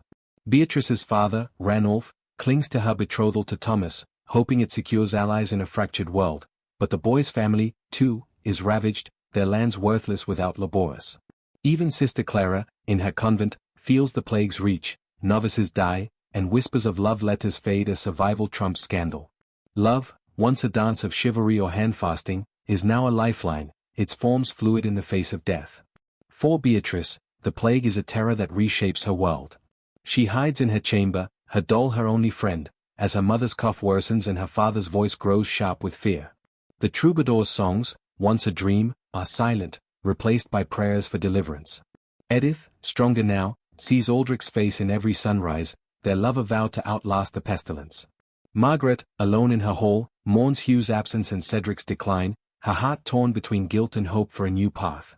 Each woman, from child to lady, finds love reshaped by loss, its meaning distilled to the pulse of another's hand in theirs. One final jest to carry us forward: why did love survive the plague? Because even death couldn't quarantine the heart. In reality, the Black Death shatters the norms that bound Edith, Margaret, and Beatrice, making love a raw, urgent act of defiance. Their bonds, handfast, chivalric, or betrothed, are tested in the crucible of loss, emerging stronger or broken, but never the same. The plague's shadow lingers, but so does love, a spark that burns through the darkest nights, ready to light the path ahead. As the narrative drifts onward, the focus shifts to the legacy of medieval romance, tracing how the loves of Edith, Margaret, and Beatrice echo in modern hearts, their struggles a mirror for our own, in a world still wrestling with love's timeless dance. The sun dips low, painting the village in hues of amber and rose, as Edith and Aldrich, now wed, sit by their hearth, their hands entwined, the scent of fresh bread mingling with the smoky warmth of their cottage. Across the valley, Lady Margaret, widowed by the plague, stands in her solar, her gaze lingering on a faded ribbon from Sir Hugh, its silken threads a whisper of a love left unfinished. Young Beatrice, no longer a child, walks the manor's gardens, her betrothal to Thomas teetering as the Black Death scars reshape her family's alliances. In this 14th-century world, love's tapestry, woven from courtly vows, peasant promises, and childish dreams, has unraveled and reformed, its threads stretching far beyond the medieval horizon, echoing in the way we love today. The struggles of Edith, Margaret, and Beatrice, though bound by mud and stone, mirror our own, a timeless dance of heart and hardship that lingers like a troubadour's fading note. The mainstream historical fact is that medieval romance, with its complex mix of courtly love, arranged marriages, and church oversight, laid the foundations for modern Western notions of romantic love. The ideals of courtly love, born in the songs of troubadours like Gilhem, introduced the idea of love as a personal, passionate pursuit, influencing literature and culture for centuries. From the 12th century onward, these notions trickled down, shaping how even peasants like Edith dreamed of devotion beyond duty. Today's emphasis on emotional connection in relationships, think love letters or grand gestures, owes a debt to the medieval tension between obligation and desire, a legacy that binds us to Edith's herb pouch and Margaret's star chart as much as to our own dating apps. For a quirky tidbit, consider the love tokens that survived the medieval era, like rings or brooches inscribed with romantic mottos, some still found in museum collections. Picture Edith slipping a simple copper ring onto Aldrich's finger, it scratched a more Vincit, love conquers, a peasant echo of noble gifts. Margaret, too, might have kept Hugh's ribbon, its rose embroidery a secret heirloom, while Beatrice, growing into her betrothal, dreams of such tokens, her doll now adorned with a tiny braid. Historians still argue whether these tokens were common or elite luxuries, but they symbolize a continuity. Medieval lovers, like us, used objects to anchor fleeting feelings, from a knight's sleeve to a modern heart-shaped locket. For Beatrice, such tokens are a bridge to a future she's only beginning to grasp. The reality of this legacy is both poignant and profound. Edith and Aldrich, hardened by the plague, find their love distilled to its essence, a partnership forged in survival, its roots in the handfasting that defied church and gossip. Their cottage, humble but theirs, is a testament to a love that outlasted famine and death, its warmth a quiet rebellion against a world that weighed their hearts in sheep and coin. Margaret, now a widow like Eleanor, navigates her freedom with a wary heart, her flirtation with Hugh a memory that colors her choice to remain single, her power a nod to the widows who carved paths through medieval constraints. Beatrice, no longer clutching her doll, faces a world where her betrothal may dissolve, the plague's chaos loosening the chains of dowry and duty, letting her glimpse a love she might choose. Here's a jest to lighten the mood. Why do we still write love letters? Because medieval scribes set the bar too high. In truth, the legacy of medieval romance lies in its contradictions.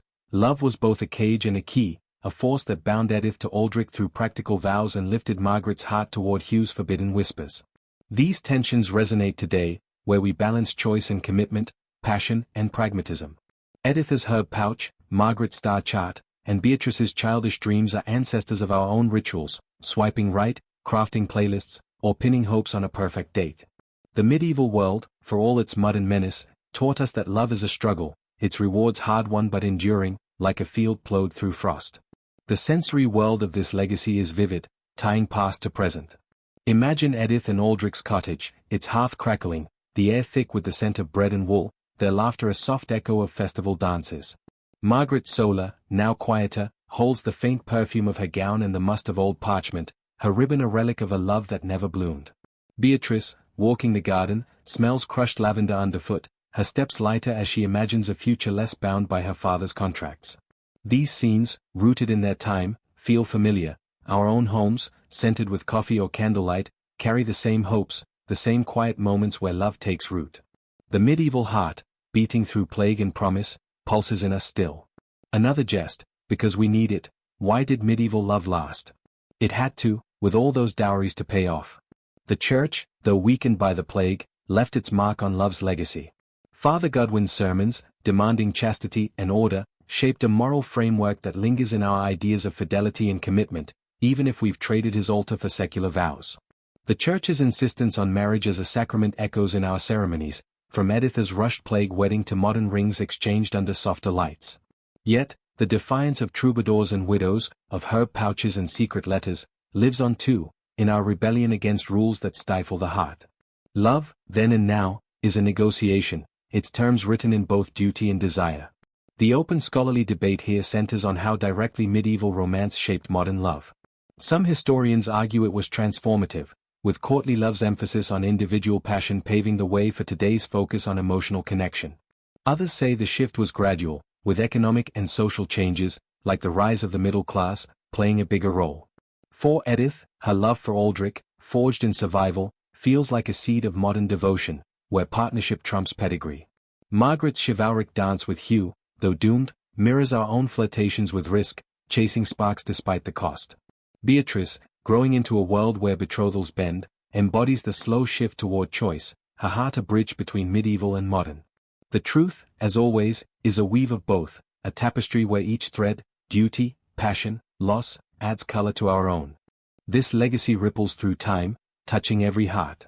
Edith and Aldrich's love, rooted in their cottage, shows us that partnership, not pomp, builds lasting bonds, a lesson we carry in shared mortgages and quiet nights.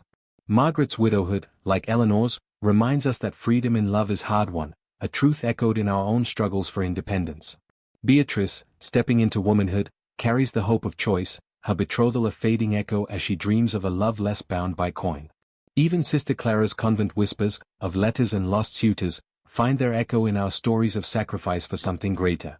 Medieval love, with its chains and charms, is our inheritance, its struggles a mirror for our own. As the fire in Edith's hearth dims, the world slows, its edges softening like a dream. The scent of bread fades, replaced by the gentle hum of night, crickets chirping beyond the cottage walls. Margaret, in her solar, tucks Hugh's ribbon away, her breath steadying as she embraces her widow's power, the stars outside a quiet promise of peace. Beatrice, in the garden, lets the lavender scent calm her, her doll left behind as she steps toward a future she might shape. Their loves, peasant, noble, childish, fade into the twilight, but their echoes linger, soft as a lullaby, whispering that love, in any age, is a journey through shadow to light. So, dear listener, let the night wrap you close, its hum a fan's soft whir, and drift into dreams where your heart, like theirs, finds its own path.